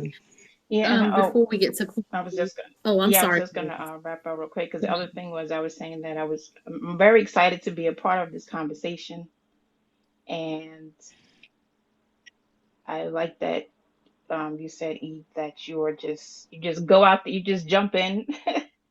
So I'm like, yeah, I'm the opposite. So I'm like, I need that balance, especially when it comes to doing something that, not to say that I'm afraid to do it, but yeah. So um, definitely back channel me, please, because I'm always, I'm a learner, so I always want to learn and explore and expand on my ideas and thoughts. So thank you, Eileen. I just wanted to add to what you were saying, Eve. Other children experiment with other children. Other children molest other children. There's a lot that goes on. Oh my gosh. I'm looking at my daughter right now. She's in the backyard, standing up at the fence, talking to the people that are on the other side of the fence. It's a little girl. And she's like, "Can I go over there?" And I'm like, "No, I don't know those people. I don't know what type of time they're on. I'm so guarded and particular." But she has enough. playmates she has, my nieces and my nephews, and she also has my grandchildren who are close to her age. So she's got enough people to play with. Yeah, I want people to consider their family. Like family, that it's people. So it's not that they're not around people, they're just not around strangers. And maybe that's what they want to say. They want our children to be around strangers so they can have these experiences that they have to tell you about. And that's reactionary. I don't want us to be a reactionary people. I need us to be preventative, proactionary. Whoa. Almost messed up all of those words. We need to be proactive and not reactive. So your child telling you about an experience that happened at school, that's great that they feel comfortable enough to debrief with you, but maybe they don't even have to have the experience because you told them about some stuff that's happened and they didn't actually have to go through it. They were able to learn about it um, secondhand. So they don't need to be around Billy who brings his gun to school and there's a mass shooting situation. That's something that doesn't have to happen. They can learn about it, they can read about it, they can see what's going on.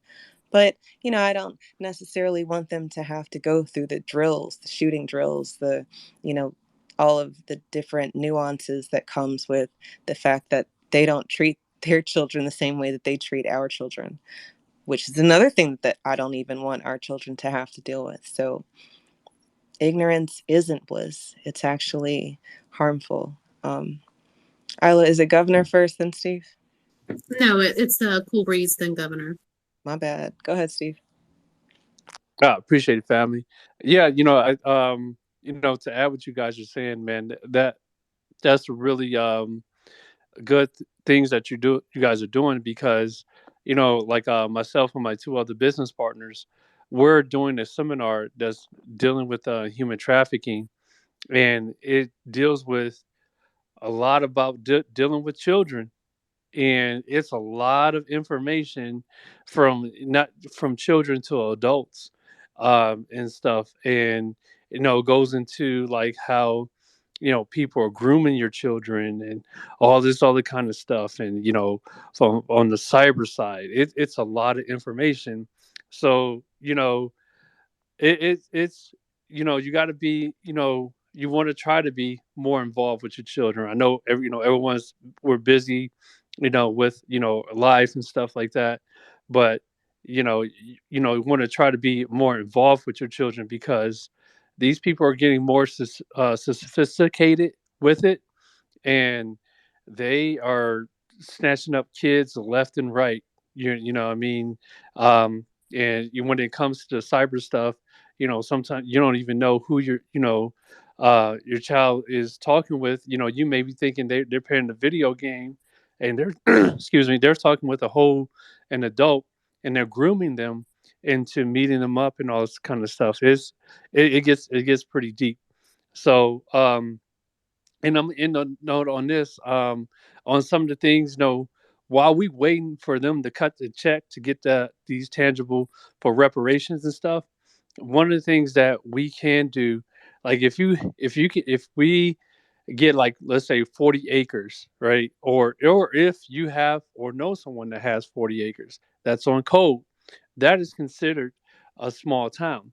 Now, one of the things on the financial side of things, you can put it into a trust fund, and then you can borrow against that. There's many ways on getting while we waiting for them to get cut that check for us, we can start getting some money on other ways as well. And I'm gonna land the mic on that. I agree with that. Sorry, Governor, give me 1 second. I definitely agree with that. We are a people that can multitask. We can be working on two things at once. I agree 100%. I'm going to message you too, brother, on the back end because I had some questions about a couple of things that I've heard you speak about in the past. Okay, yeah, just hit me up in the back. Go ahead, go. Yeah, Eve, that's why when you brought up the Blues Clues thing, I knew I was on to something by keeping my kids away from, what I'm saying, them Nickelodeon shows. I don't have no Nickelodeon babies. You know what I'm saying? My kids, they actually watch what I like watching. So like me and Munch the other day, we were watching Speed, and she was into it. Now that teaches conflict resolution. You on a bus, and that bus don't stop. How do you save the people?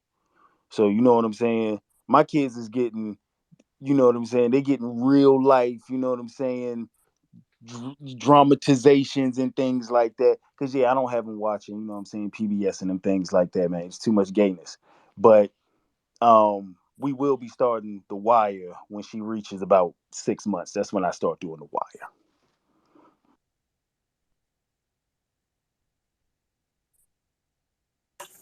Governor, I don't even want to say anything about that.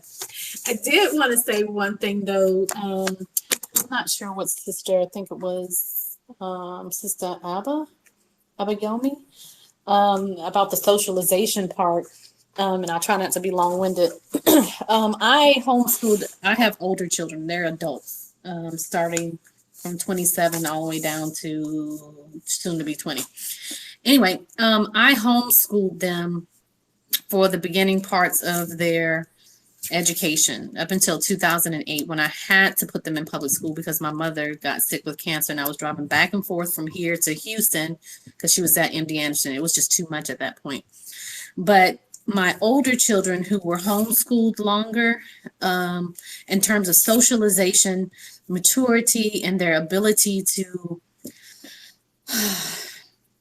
they were just not childish like some of the other children that they ended up going to public school with, right? And that pardon me for my choice of words, but just bear with me, go with me here. And then the younger of the five, the older five, I put them in sooner than the older three. And there was a huge difference in socialization in terms of how they behaved. They tended to pick up more of the behaviors of the students that they were exposed to than the older three. And they didn't lack at all. I think that something we think is going to happen. But unless, I don't know, unless you're a goofy person as a parent, I don't know how else to explain it. But you have conversations with your children, they see you interact, they learn how to speak, how to behave, they socialize with you. I don't see where they're missing on the socialization piece. Now, yeah, all the children, they want to play and, be with other kids sometimes, but you can really control that when you have them in a homeschooled environment. And that's just what I wanted to add. Absolutely. We have to program them. Take them to the playground. You want them to be around other kids, put them in an activity camp. Um, I think Home Depot or Lowe's does this thing on Saturdays where it's like wood shop. If you want to teach them how to build things, you don't have to teach them. You can take them to one of those two places. Again, I'm not sure if it's Home Depot or Lowe's, but they definitely have Saturday workshop Just for don't just Eve, just don't take them past the one in Oxon Hill not and the one off in the Oxon Kool-Aid Hill.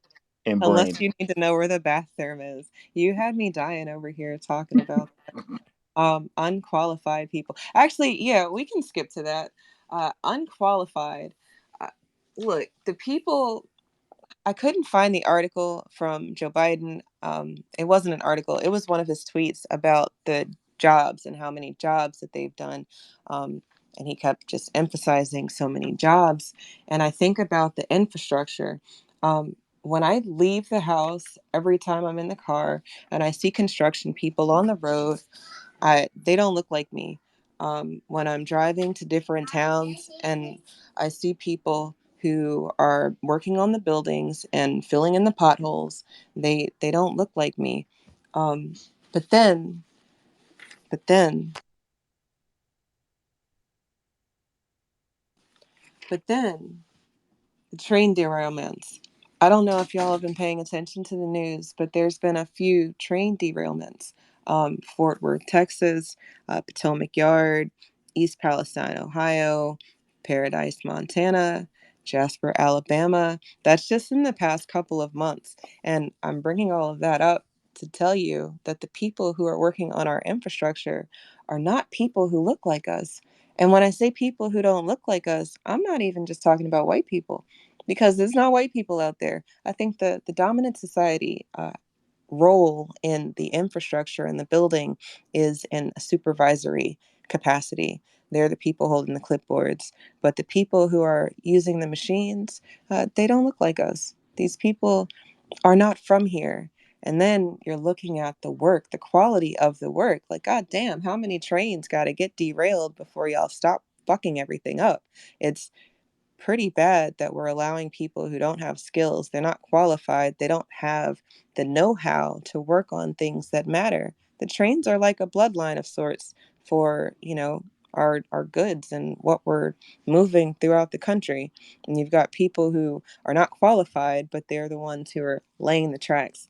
Goes back to what Miriam was saying earlier about the Asians saying that they did the railroads when they didn't do the railroads. They might have finished a couple railroads, but we put down the bones. And now these people are coming, quote unquote, updating it and making it, quote unquote, better, but the product is lacking. And we're seeing the effect of, again, people who are not qualified to do the work that they're doing. But the people who are qualified, the people who look like us, who are being kept away from these jobs and these professions and these skills, the math ain't mathin', but ignorance is bliss.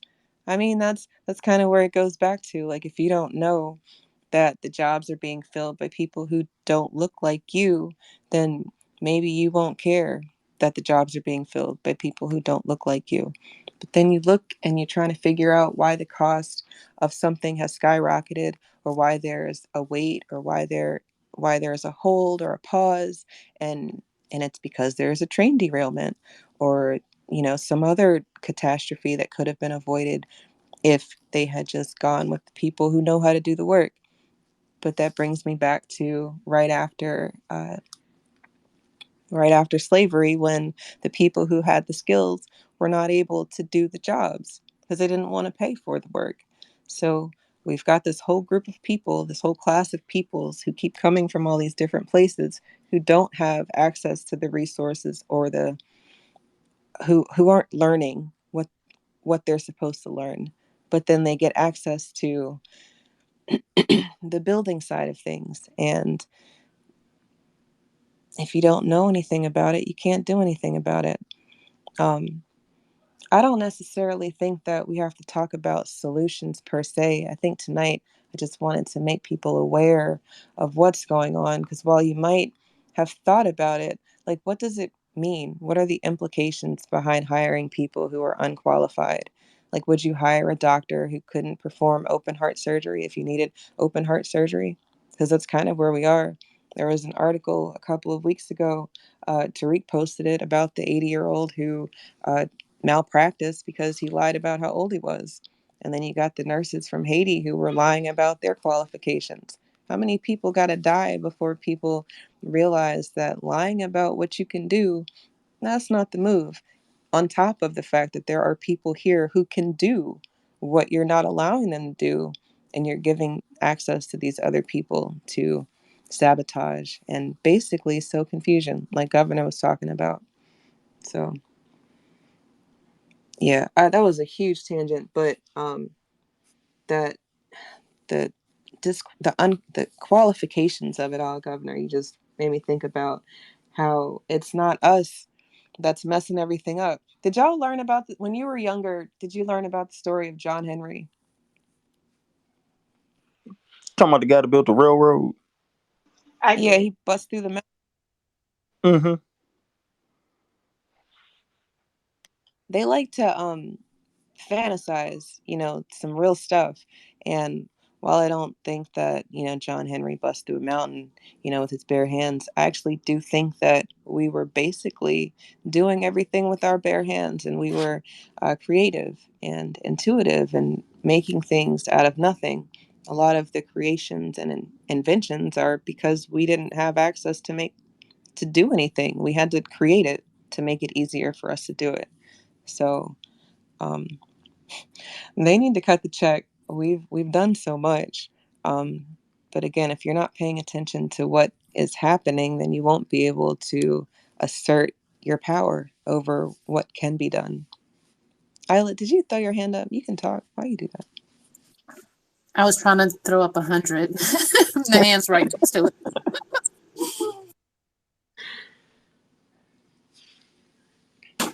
I see Miriam came back to the stage. You wanted to add something? Yeah. Hey, Miriam.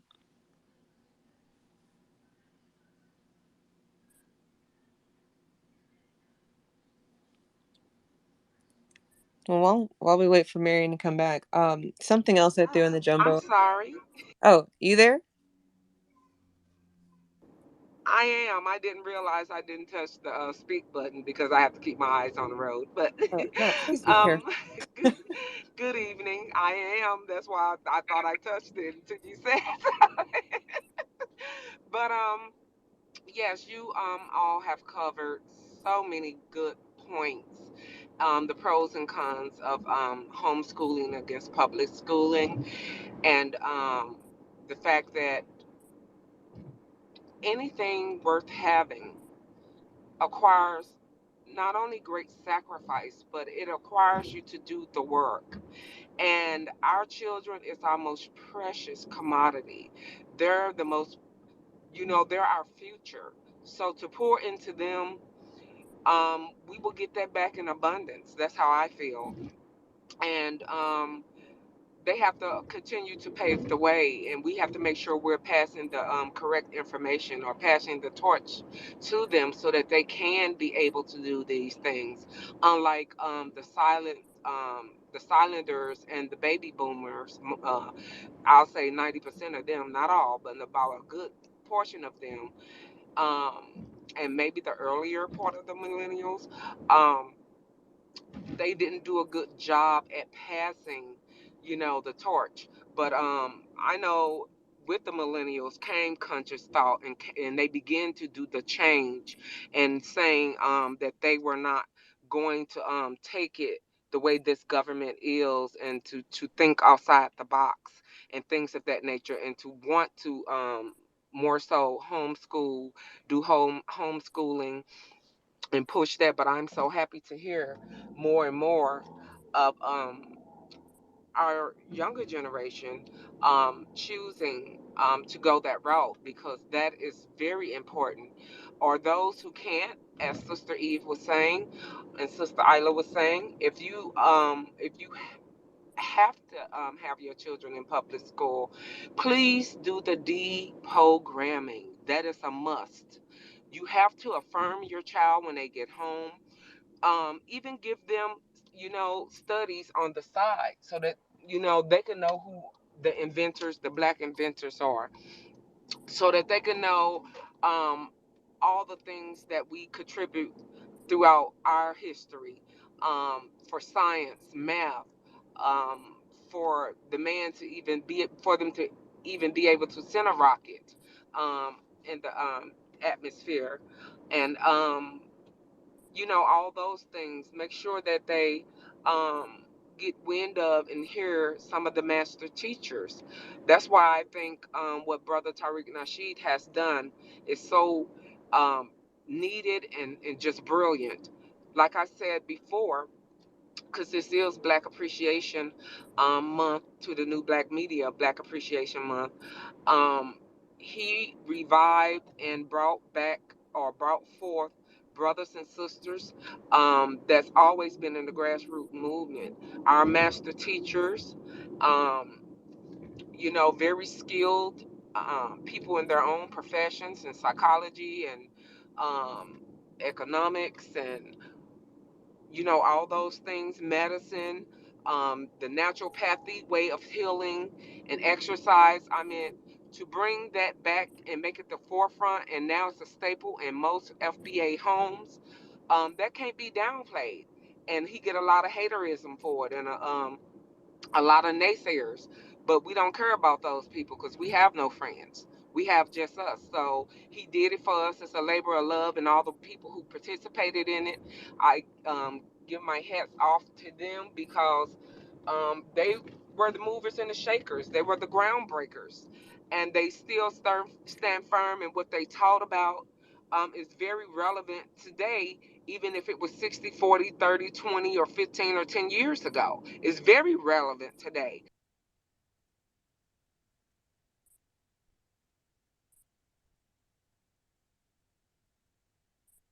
Call. I We're still think we lost fighting. you. Oh, there Yeah, you are. yeah, I was getting a call. Excuse me. But we're still fighting those, you know, forms of white supremacy from the ruling class and those who choose to be bumper classes who assimilated into this institutional racism.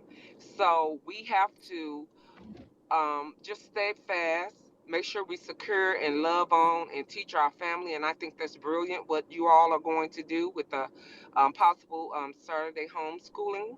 Um, to meet, and greet and have like minds, and to give open thought and conversation to evoke critical thinking within our children. That right there is brilliant. That right there is fighting this institutionalized racism.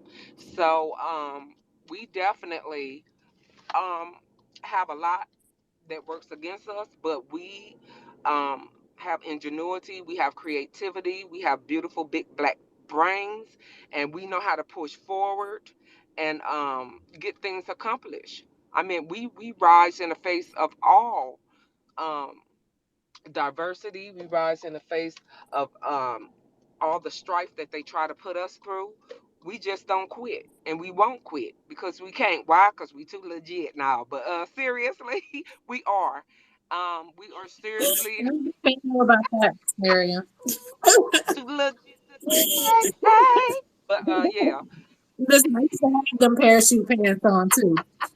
But yeah, we definitely are exceptional people. And so no matter what they throw at us, because they're not the originators or the divine people, we will always rise to the occasion, and stay ahead. Although it may seem like sometimes they have us in quicksand, but they don't. We always have a way out. We always stay ahead of the pitfalls. And thank God, like I said, for the new black media, the three juggernauts of new black media, and the Black Vanguard, the second tier of new black media, and that includes you ladies. So we must do what's necessary for our own and support our own and do our own. And those of us who acquired some college or got a college education, substitute teachers, they go in schools and teach. So I think you being the mother or the father or the aunt or uncle or the grandma and the family, you're just as qualified. If you're going, all you have to do is do a little bit of research. It acquires, like I said, for you to put in the effort, to put in the work. Nothing comes easy, but when you put in the work, you reap the benefits. You root you we uh uh bountiful harvest. So it's just the necessary things we need to do to make sure we keep sprinkling the seeds and making sure that we have, all the ingredients for the seed to grow. Sunlight, good fertile soil, make sure it's nutrient rich. That applies. Our children are little minis, as she say, little us, and they simply grow just like a plant does. You give it love, you give it all the necessary things, and it will grow and be beautiful in all that it can be in the essence of what it should be. So I'll yield my time. Thank you. Thank you. I appreciate that you came back up to say that, because definitely I agree with everything that you were saying. Um, the next order of business, let's go back global. Isla, you eat eggs, right?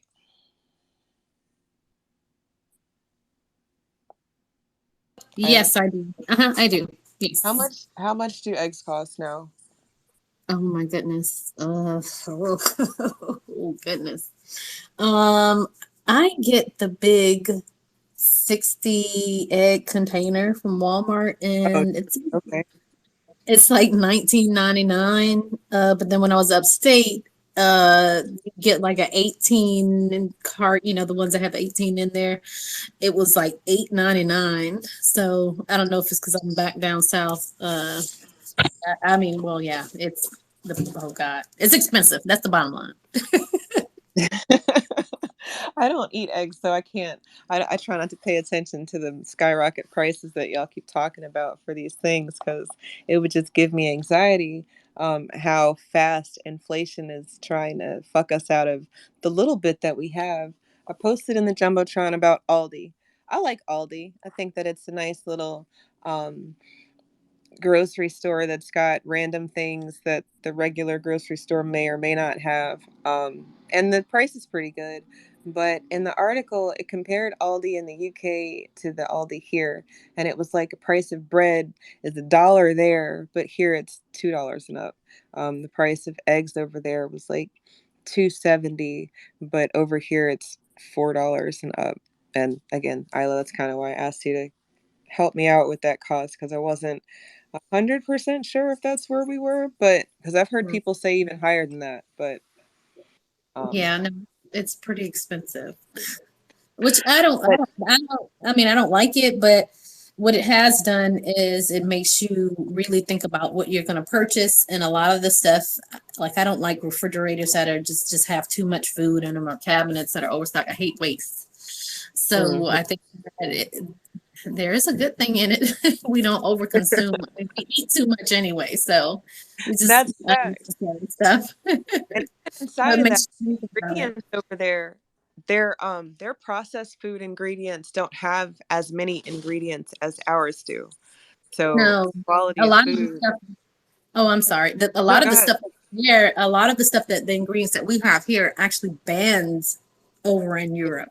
Right, right. Mhm. So their ingredients are better, it's cheaper. And I just keep thinking about what type of agreements these companies have where you can exist in these different countries, but the quality of the product is not the same.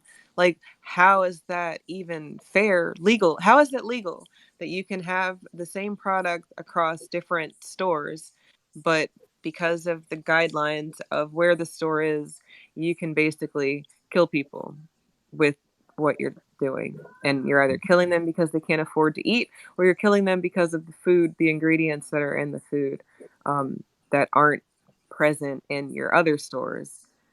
Yeah, that goes back to I guess the laws. Like I said, a lot of things are banned. The ingredients are banned because they consider them carcinogenic or cancer causing. They've linked them to so many different. Sorry, guys, my phone's going off. So many different diseases. So a lot of that stuff is just banned. A lot of stuff we do and that goes on over here is just not done over there. It is the laws. The politicians are to blame. You've got people like 89-year-old Feinstein, Dianne Feinstein, and what the hell is she still doing in office? I'm sorry, you're 89. You've got better things to do. Really, truly, I think that there needs to be a cap on the age that people are allowed to represent us because at a certain point you don't give a fuck anymore. And that's real. And it's because of how old you are. Like nobody's going to fault you for not giving a fuck. You 89 years old. Like really.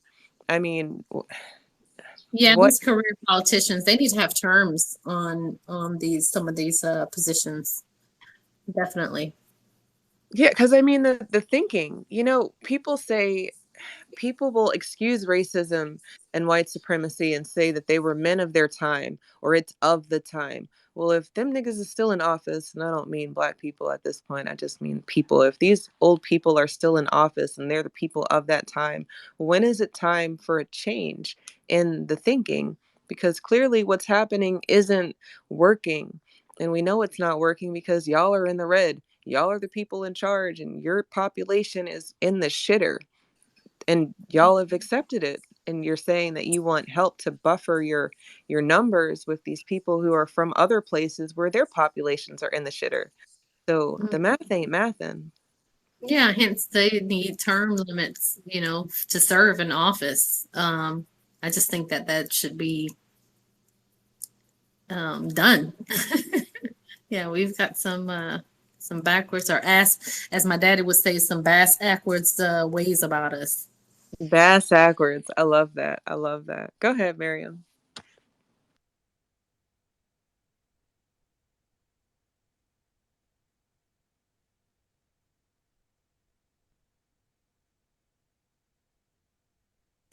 I know she's driving until Oh, she. I'm back. I'm Okay. sorry. Thank you. I didn't realize you had called my name. I actually made it to my destination. Thank God. I'm at work. Um, I do private health care, so yeah, I was ahead of that curve before COVID hit. I left in 2019 to go to the private sector.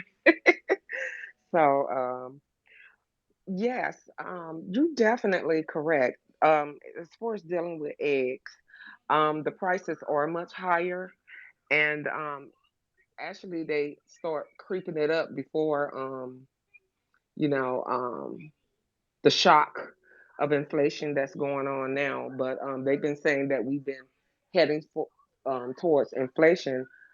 Heck, if you look at the gas prices, it kind of told you that we were already in dealing with inflation and things of that nature when they kept playing the games with the oil, not just because of the war, although that's what the war was about because they wanted access to the crude oil over there. And but all these is a German store. It's two German brothers. That's why one be more blue and one be more orange. They split their chain. One is going more like holistic, and took a lot of the ingredients out of the food, and the other ones just deal with mainly American staples, and it have more of the cancer causing ingredients in it. And like you said, they wouldn't do um, GMO foods over there, and they wouldn't dare do um, half the things that the United States allow to be done, dealing with agriculture and dealing with the FDA. And you have to remember, a lot of those senators and others, they have stakes in the FDA, so that's like a conflict of interest, just like Fauci being on the health board and being the head person to speak about health or the point man for that, and then to have investment in all these different um, big pharma companies as well as you know, the warehouses and everything else, including giving Wuhan, China, um, the delivery system, which is called gang of function, in the first place. And he should have been on humanity war crimes way back when AIDS first hit, because he was the one who weaponized that. Because you had doctors who are blowing on him, and who had back then that the antiphon and stuff like that they were giving the people were murdering and killing the people, and they concocted it as a way of means for the PC class and these nightclubs to kill off that degenerate, as they said, that's what they say, degenerate population, and to also weaponize it and to kill off others that they didn't want, which is, of course, melanated people, targeting us with it. And then they didn't realize that it was spread into the population like that, because they didn't understand the problem that is men who were down low or bisexual people. So yeah, Fauci was responsible for all that. So if you get to talking about the food and what they allow in it and stuff like that, our FDA been compromised for at least as far as I can remember, leading back to Reagan. Mm-hmm. And it steadily increased more and more so over the years. These people sit up there and lobby them, and things of that nature, and that's a conflict of interest. How you going to accept money from their lobbyists and then vote on a bill that's supposed to protect us? You're not going to do nothing to really protect us. You're going to Right. make sure that you keep those things open for, oh my God, what it was the movie that Eddie Murphy was in? He that right there showed you American politics. Yes, yes, Mhm. that's right. That showed you American politics right there, and the fact that, and also the one that I think did Chris Rock do one too. That also, because he ran on the same name, under the same Mhm. name as the person who had passed. It just shows you all the collusion that goes on in politics. That's why I call it a pile of tricks. In politics, that's what they do. They collude with each other. These people are bed partners. They marry into each other's families. They have dinner. They do golf dates and all of this stuff. So they not really here to protect us and do for us. That's why I urge for our brothers and sisters to get into gardening. It don't have to be a big, robust thing. You could do a few raised garden beds or a few, raised use of fruits and vegetables in containers, and it would be enough yield for you, your neighbor, and a couple of other people. Actually, it grows in abundance. And Mm-hmm. make sure it's just not any kind of seeds, because you don't want to get Monsanto, Bill Gates seeds, and fertile seeds that may grow one time and then it's genetically engineered. They putting that stuff in food. That's why he bought the land and trying to force people to eat insects and other things. Can Mm-hmm. you imagine all the people who are going to have epileptic shock? I mean, what you call it, anaphylactic shocks eating Yeah, insects. yeah. I mean, it's monstrous and it's insane. Keep your impossible meat. I mean, what the heck is that? You know, I mean, that is scary. And then they just slaughtered. I think Sister Juicy had put something up over multiple thousands and thousands of cows. Talking about the plant just exploded, dairy cows. I'm like, yeah, like what are they gonna do with these carcasses? What the hell they got planned? So we better keep a very close eye on that. And when you have a eugenicist controlling the output of the food for America, come on now. That's an oxymoron. That's a whole mouthful of oxymoron right there. So we already know what that entitles. So if you go to get seeds, make sure it's heirloom seeds, which meaning seeds that's Yep. been here 50 years or longer. So it may cost a little bit more, but search them out. They do exist. By any means necessary, acquire them, meaning if your name's Shaquika Bangs or something like that, please use a simple name like Ann or Stacy or something like that. I'm just telling you, we have to be know how to move in the belly of our beast. Unfortunately, I know I'm being recorded, but I don't give a damn because I'm going to give the knowledge needed by my people so we can move accordingly. But this is what we must do, and it's easy to filtrate water. All you need is activated charcoal, meaning go burn some wood or something, rinse it off, put it in some cheesecloth, and let water run through it.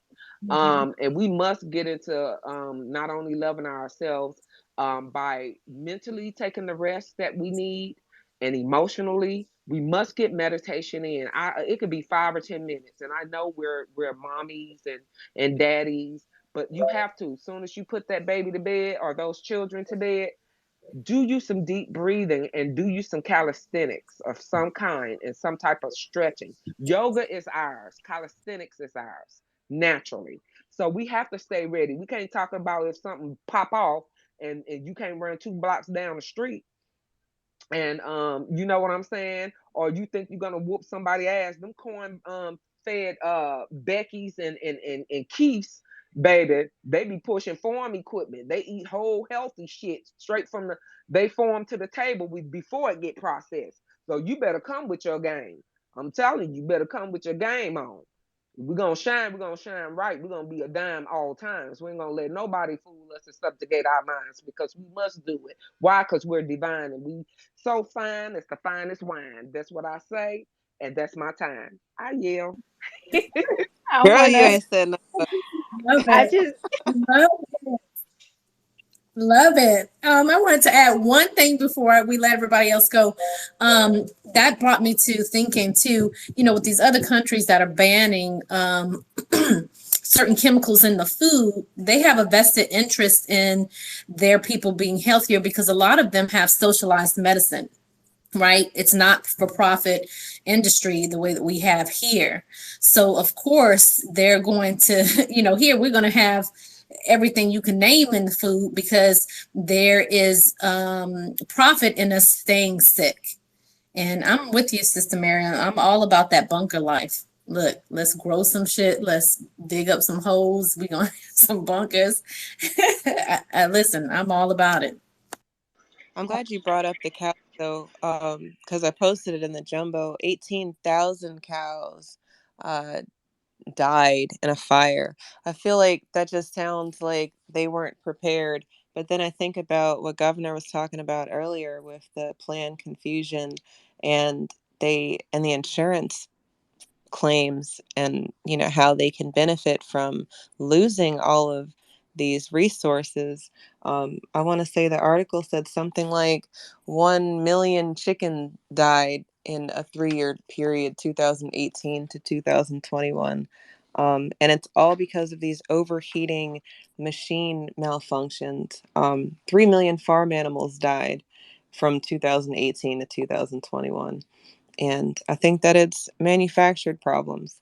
All those cows, I just look, the UK doesn't even have wheat, but the cost of bread is $1. How do you exist in a country that doesn't grow the product that is very cheap for you to supply your people? But here we've got wheat. And again, we talked about how much it costs for bread, and we've got all sorts of different types of bread, but still, just the fact remains that all of those extra ingredients aren't necessary. So pick your poison. They don't even have the damn crop over there, but they don't have the same problems that we're having. Um, Go ahead, Clarice. Yes, Sister Miriam. Um,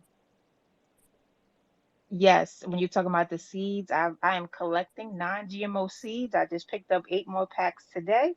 So yes, ma'am, I've started doing that last year sometime.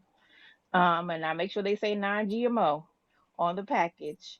And you mentioned about politics and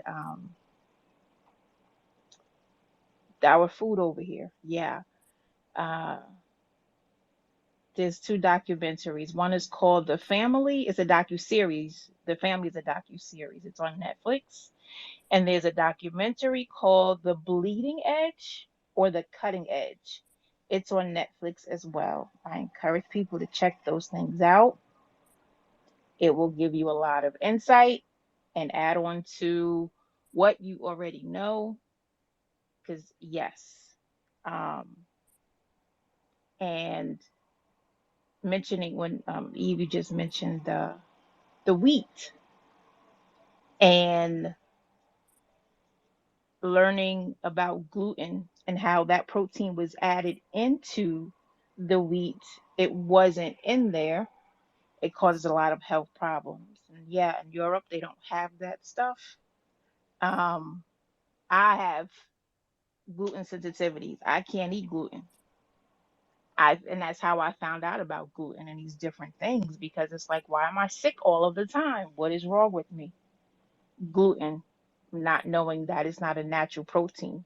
So yeah, it's I say in this country they like to experiment on their citizens, and it's true. From food to surgeries to medications, they just experiment. And we know that they experiment on some groups more than others, but now it's just like, look, we're going to experiment on everybody. We don't care what kind of health problems it causes you. Men and women alike. Women, I think, get it more worse because they know that we are the only ones that bring forth life into this world. So I think we get it worse. So yeah, I just wanted to add that part. Thank you. And yes, we are fine like wine and too legit to quit. I agree. Thank you, sister. Yeah, it's The Bleeding Edge. It's on Netflix. Um, I'm gonna actually post those in the jumbotron with the links so people can go and watch those. And another one, one that came out a long time ago. I don't know if you have to buy it or not, but it's called Food Inc. They came out, Mm-hmm. I want to say maybe over 10 years ago. It's a documentary. Um, it's called Food Inc. It's a really good one to Yeah. watch too as well. Really good. Selling forks over knives, and they Yes. have removed and banned a lot of these documentaries for quote unquote misinformation. Well, I know Forks Over Knives. I have it on DVD, so I know you can buy that one. It's just the Food Inc. one. I don't know because I think the guy that created it, I don't know if you can stream it anywhere now, but at the time when it first came out, yes, but then he took it off of streaming platforms and you had to purchase it. So yeah, but it's really good. Facts, facts. I love this conversation tonight. And to think we weren't even really going to do it. I was just going to talk to Isla about my thoughts, but then I didn't want to bombard her. So I decided to bombard all of you. The last thing I kind of want to talk about is kind of what we've been talking about. It's access to information. One of the articles in the Jumbo is about a man who leaked top secret Pentagon documents. This man, his name is Jack Texeria. Jack Texeria is a 21-year-old gamer, and they keep framing it that he's this young guy gamer. You know, he's not serious, but he had access to top secret documents, and he leaked them. And he's, fit and kind of like what Miriam was just talking about. Not well, he's not of the foundational white people crop that she was talking about. No, I think that Jack Texeria is off of somebody's boat or airplane, or at least his family comes from somewhere else. He gets to have a cushy job where he has access to the codes and he gives them away. Why does he give them away? Because he has no loyalty to this country. You can look at a lot of these instances of treason and look at who is being treasonous, and it's not normally someone who looks like you or me. It's normally somebody who's gone to war with us, somebody who doesn't want to do what we're telling them to do because we're a world power and we like to tell people what to do. So we've got all these Aggie situations with these countries all over the world, and then they send their people here, and their people are Aggie. I don't know why we're expecting something different, um, other than ignorance is bliss. You don't know that, there's different tariffs and taxes being imposed on certain countries. So when the people come over here, you have no idea that they're really pissed off at how things are going for them where they were. So they're going to take it out on you when they get here. You can't be ignorant about what's going on. And I think that's my main point for wanting to talk with y'all tonight. So if anybody has any final thoughts, now would be a good time to do that. If I may go ahead, thank you both, and wonderful, wonderful, very knowledgeable space this evening. I always enjoy myself when I'm in the presence of you, and you meaning plural, both. It's just wonderful. Indeed, Sister Eve, you hit the nail on the head. How are you going to invite your enemy to be in the throes, in the middle of your society, and then want to level them up over your citizens and give them all these rights and cushy jobs? They were already spies or already was fighting against us over there because number one, U.S. had no damn business over there in these people business. So you wanted their resources and you destroy their land, their infrastructure. And so then you indebted to them. Then you have to go back and rebuild them and help them. Hell, they even put bills for people wars who we had nothing to do with. France, most of Europe. I mean, you know. So it's really psychosis. Um, these people are really sick. Remember, they want to do a race war and annihilate FBA. Period. We're their number one enemy. We're their number one target. Um, because we remind them of the divinity and the pureness and what love and truly sticking together is about. They stick together out of connivance. They will murder their own parents for money. They will sell their own children if they thought that it would give them gain of control and power of something. You have to understand the mind of this beast that we're dealing with. And I don't use the word beast lightly, meaning beast in nature, beast in thought, beast in spirit, and beast in behavior. This beastly beast of a beast truly is a plight and a parasite on society and on people. And then you have their minions, all the ones who want to assimilate and form Voltron into the system of institutionalized racism, and even past that, social and economical and medical and agricultural racism. So it's just a lot when you're dealing with this beast. And then you sit up here and invite the very enemies you were just fighting. Hell, when I was in school, if I got in a fight with somebody and I whooped their butts, I'm not gonna have them over at my side of the lunch table a day or two later. Why? Because I may get stabbed in the neck with a pencil. I mean, common sense. So you're gonna put them in the middle of this country, put everybody in danger because oh my God, certain movies that they do put out, they truly do tell the future. And I was saying what a cyclops is, which is a mystical creature who has one eye and who can see into the future. This is tell light vision, people. That's what the cyclops also represent. So they do the trickery, but they're under divine judgment. So they have to give truth with the fiction, science, fiction, separate the truth.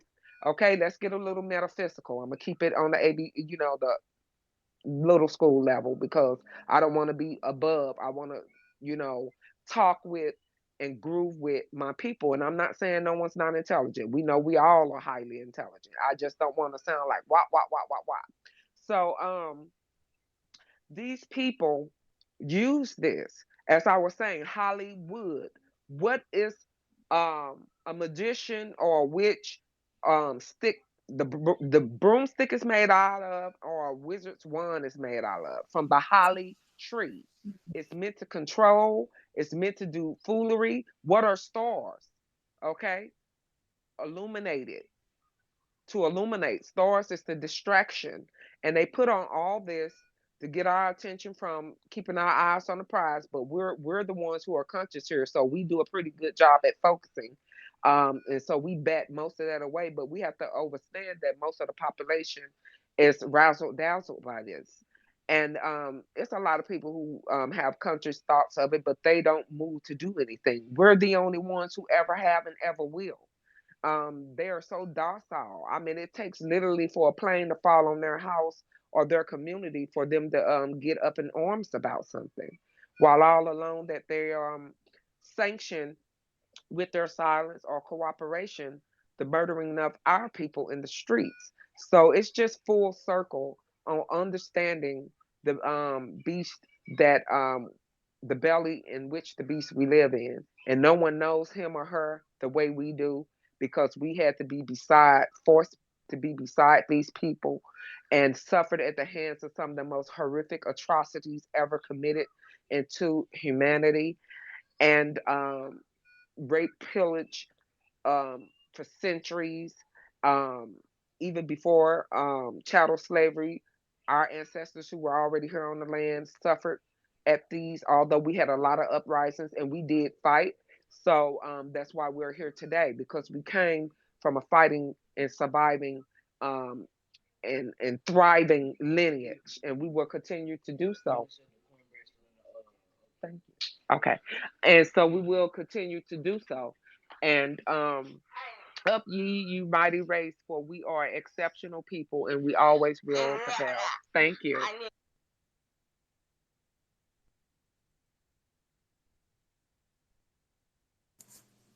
Thank you, Miriam.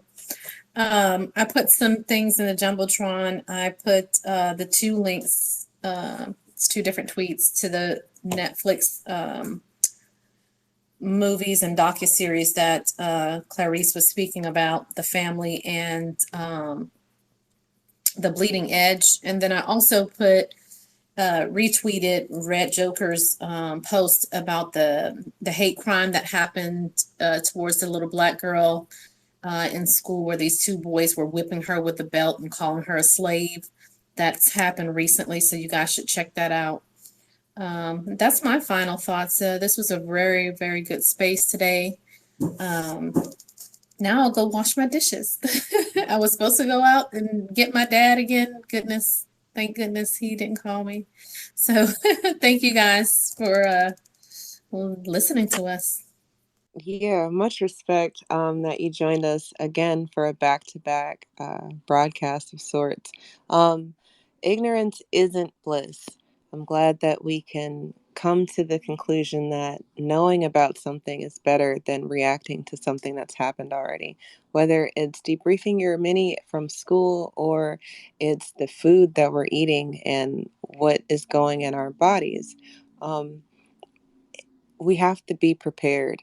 We have to know what's going on so that we can make a plan and we can be an action oriented people. I don't necessarily want us to be like me. We should not be spontaneous and jump in the water without figuring out how deep it is. It's actually not safe. So please, that's a huge disclaimer. That's not what you want to do.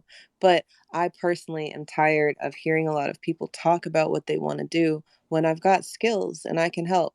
So, however I can help, I've already gotten a couple messages in the back channel. So, shout out to the parents who are action oriented and want their minis to do more. I love y'all. I think that y'all are the reason that we're going to win.